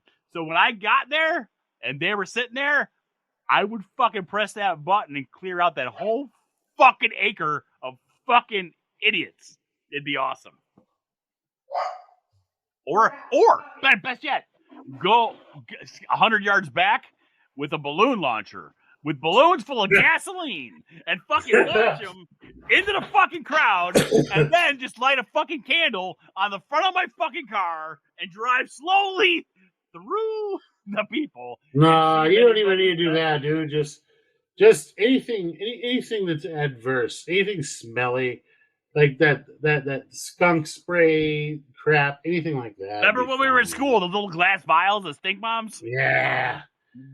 Even something like that would be fine. Did you guys hear what they did at Burning Man? These people have they've never faced adversity in their life, and so they think that anybody facing any sort of adversity requires their protection, and they don't realize that they're rooting for the bad guy, like literally the bad guy. Did they just turn their fucking TVs off during the whole attack? Or what? Right? Did you hear what happened at the last Burning Man? No, what happened? It just rained a lot. The protesters drug a big fucking car trailer in the middle of the road and chained themselves to it to stop people from going into Burning Man. It's a desert. You can just drive right around it. The Nevada Rangers had something to say about that one. Yeah. Check that video right there. What they did. Let's see. Oh, hold on. I want to see this. This is going to be great. These fuckers are chained to this trailer, just so you know. Oh, they're like, oh! That is fucking awesome! I just pushed them out of the way. Now they can sit there all fucking day and watch all the cars go by because they're fucking chained to it. It's beautiful. I want to meet that cop and buy him some coffee and donuts. That's all I can say. You just know that chick wearing fucking fishnet there in the fucking front. You just know that she smells like patchouli and fucking week-old tuna, right? They were blocking the entrance to Burning Man. What the hell is wrong with them? That's their people. Yeah. They might be a little bit too extreme to go to Burning Man. I guess so. Yeah, they're like Burning Man's like so 2019. Like you're not even cool enough now. I've never been. I wouldn't mind checking it out. But I don't want to go. Not my thing. I want to smell like patchouli someday. That's my goal in life. I'd rather go. I'd rather go to like the salmon hatch, like the salmon fishing in fucking Alaska or something fun. Or the turtles coming out of the sand and going to the ocean. I'd rather protect those turtles. That's really awesome. Common. That's really common here. That's really common here. Yeah, it happens all over. Me and the wife go down there and watch it happen. It's pretty cool. That would be awesome. Yeah, when they hatch out, like hundreds of thousands of them fucking just like take off across. I would love to sit there with a BB gun and just fucking shooting the seagulls. Well, what happened is that's illegal. But what they don't bitch about is you fly in kites. So what happens is a whole like you'll see. What about drones? They have drones. They don't. Yeah, you can fly drones. You can fly drones on South Padre Island. But what happens is a lot of people just show up with their kites and just fly them, like those two that you pull on the handles to turn them right and left, like the big kites, and they just fly them like in figure eights over the top of them as they're going across the beach, and that keeps everything away. But like you'll have like 200 people show up and do it, and then the fucking seagulls get all goddamn pissed off and start trying to puke on you and shit. I thought that was from all the Alka-Seltzer I was feeding them. No, they just get mad and start trying to like puke on you and stuff. Yeah, but yeah, no, it works. It worked. That's I've been there several times. It's a lot of fun. Because the little turtles are just fucking-lutely adorable. Like, beyond cuteness. Like, cuteness level fucking 25, right? Like, just absolutely cute. But you're not supposed to turn them around if they get, like turned around and start going up the beach instead of down the beach, but nobody can stop you from standing in their way. And then you cast a shadow, and then they run away from the shadow, right? So you can turn around a whole bunch of them just by casting a shadow, like just standing there and casting a shadow, and they'll like turn and go back towards the ocean. But yeah, it's amazing. Adorable. We can't save turtles from being stupid, but we can let these fucking idiot kids do whatever the fuck they want. That's fucked up. Yeah, that's why we need to bring back natural selection. Yeah. Right, there's no large predators that are hunting the fucking retards nowadays. Yeah, the slow movers just have it too easy. We should definitely bring tigers back. Yes. I totally am gonna go over here, and I'm totally on team. I'm on team rapey. I'm on team rapey murder. And you're like, rapey murder. Yeah, exactly. That's what I. Go genital mutilation, female circumcision. Yeah, that's my body and my choice. I want to wear a burqa my entire fucking life and get beaten and raped to death. Yeah, no right. Like, I can't go to school alone. I can't even go to school because I'm a female. God, I'm not allowed to read. This is gonna be great. Dude, I watched an interview the other day of these girls, and they're like, so wartime. They're like, you're saying that women are, they're affected more by war. They're like, oh yes, absolutely. They're like, okay, well, I mean, the men, 99.99% of the casualties during war are men. Yeah, World War II, World War I, yeah. Yeah. So they're like, how is it worse off on the women? They're like, well, the fact that they go in there to a show to defend themselves, and I see them get up and they fucking like pissy on Moni and like, oh, don't talk to me like that. That's because they don't have anything to do. They don't have any way to defend it. Like, whatever. Just let them be stupid. All right, guys, we're at we've done another 90 fucking minutes of completely off topic. You're welcome. Amen. We've done 2 podcasts worth. This is a hell of an episode for whoever's listening. Hell yeah. America. Okay, So I think we already let Michael Nutty get away with saying something nice because he actually did say something reasonably nice. Let's throw it to Deadpool. He said something. He hasn't said anything nice. Oh, the world's ending, so buy your seeds. Buy your seeds. And remember, if you find a squatter in your house, he's yours. Yes, you own them. They're yours. You own them. All right. You can sell their organs. Moving along. Who we got, Chevy? Something nice. Be careful what drug you do, kids. Get yourself fentanyl test kits, and birds go crazy. Birds will go crazy if they get a hold of some powerful drugs. Yeah, but keep doing the drugs. Just make sure you test them. Okay. Or don't do twice as much as you're supposed to. Yeah. Okay, I'm just gonna say a PSA. LSD comes in little tiny little things. They're really strong. You know what the dose is? You know what the fucking dose is, Trip, for LSD? One square. It's like a fucking not even a drop, and you're fucking done for fucking a day. And you're like, oh, let's go 12 drops. See what happens. Your bird said, let's do 12. Yeah, the bird said, let's do 12 drops. Yeah. Your bird's got a problem. My bird lost control of who they were. Yeah. Your bird's a horrible typer. Let's see. Something nice. Yeah. By the way, if you're gonna do really, really a lot of LSD, lock yourself out of your computer and your birds. And your birds. Definitely the birds. That's some wild text messages. Yeah. So something nice coming from me. Somebody said something about Deadpool shoving up a broomstick up their ass and calling them popsicle. Remember that?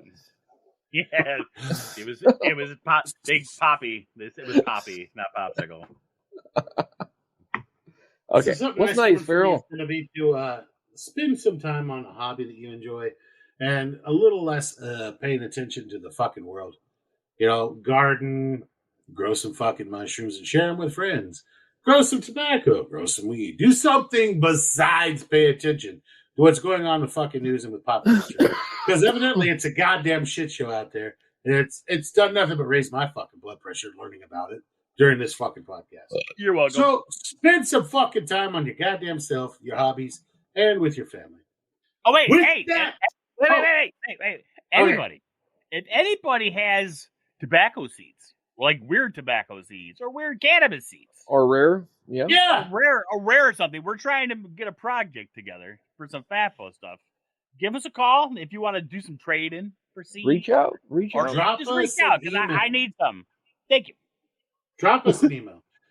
And with that, guys, we fucking love our listeners. Thank you so much for listening, especially if you made it all the way to the end of this absolutely ridiculous, super, super long show, of which I have been drunk for the last 90 minutes of.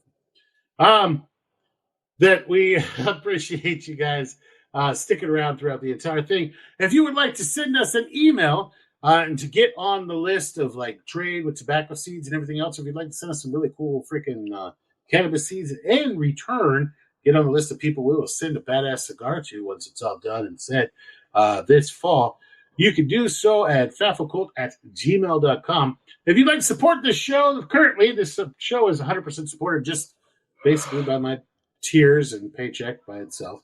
You can go ahead and do that at Venmo. It's going to be at FAFOCult, or Cash App. It's going to be $FAFOCult.